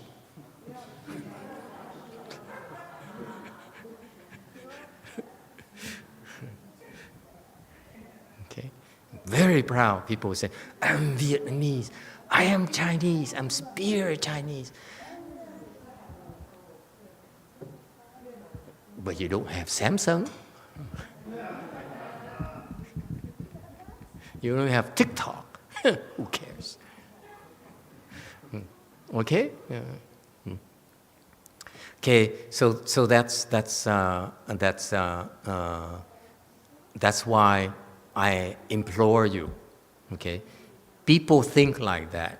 I will admit to you, I used to be impressed by the Taoists, Chinese Taoists, if you will. I read their literature. I hungered for the Dharma that taught them how to meditate, because my own kind refused to tell me. My teacher refused to teach me. So I said, I turn Buddhist. I don't care Buddhist. I turn Taoist. I don't care. Someone teaching me, I follow. But I'm telling you, once I outgrew that and learned more about Mahayana, I realized how wonderful it is, how boundless it is. Why do you have to limit yourself to be white, to be academician, to be Vietnamese, to be whatever, You tell yourself, I'm Republican, I'm Catholic, I'm Buddhist. You're limiting yourself. That's not Buddhism. If you want to see this thing, okay, you have to let go of those silly misconceptions. Okay?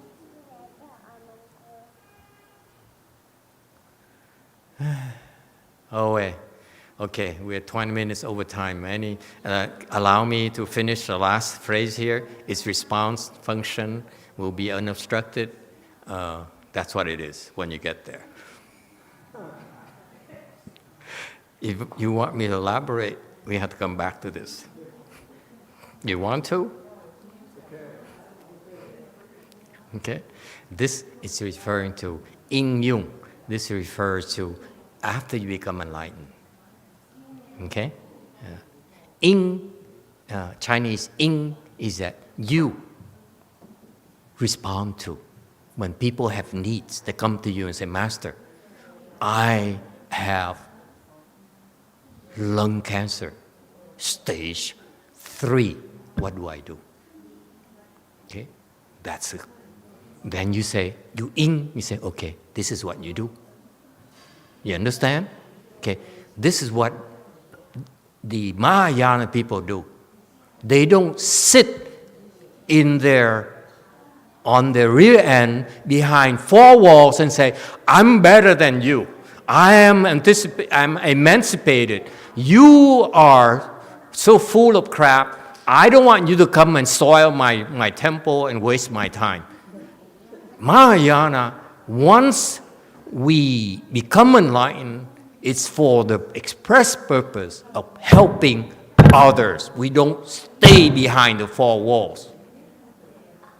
If you're like that, I'm not going to teach you. You're wasting my time.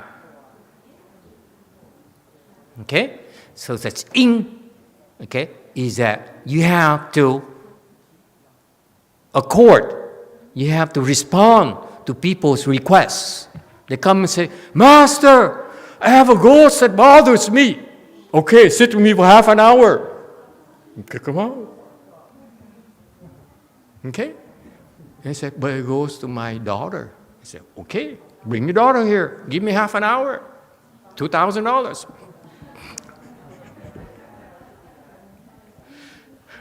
Okay, so that's in. The Chinese in here is response. Okay?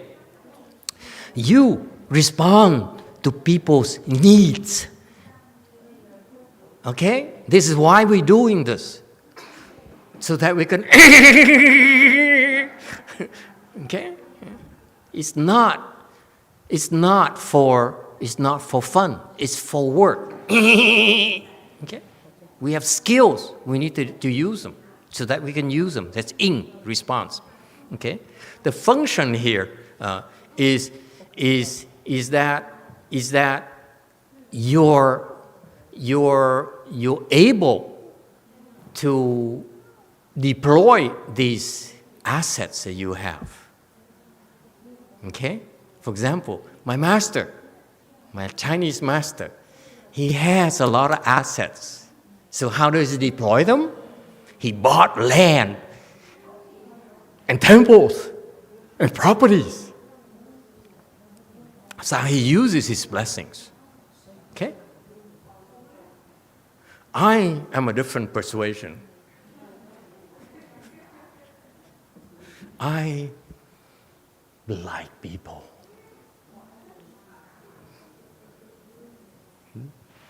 I feel that you're better off going to the Pure Land. Don't stay here. Go. Don't live long. Live shorter and go to the Pure Land. Become enlightened. I am a people's person, not land person. Okay? So that's why the best people come to my temple. They say, I want to become enlightened. I want to go to the Pure Land.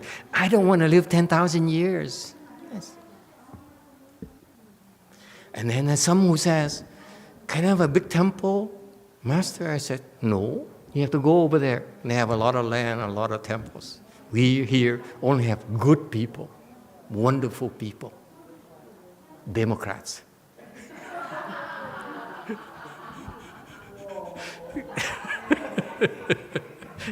See? He's a soldier, that's why. Ex-soldier, that's why he says. Are you Trumpist?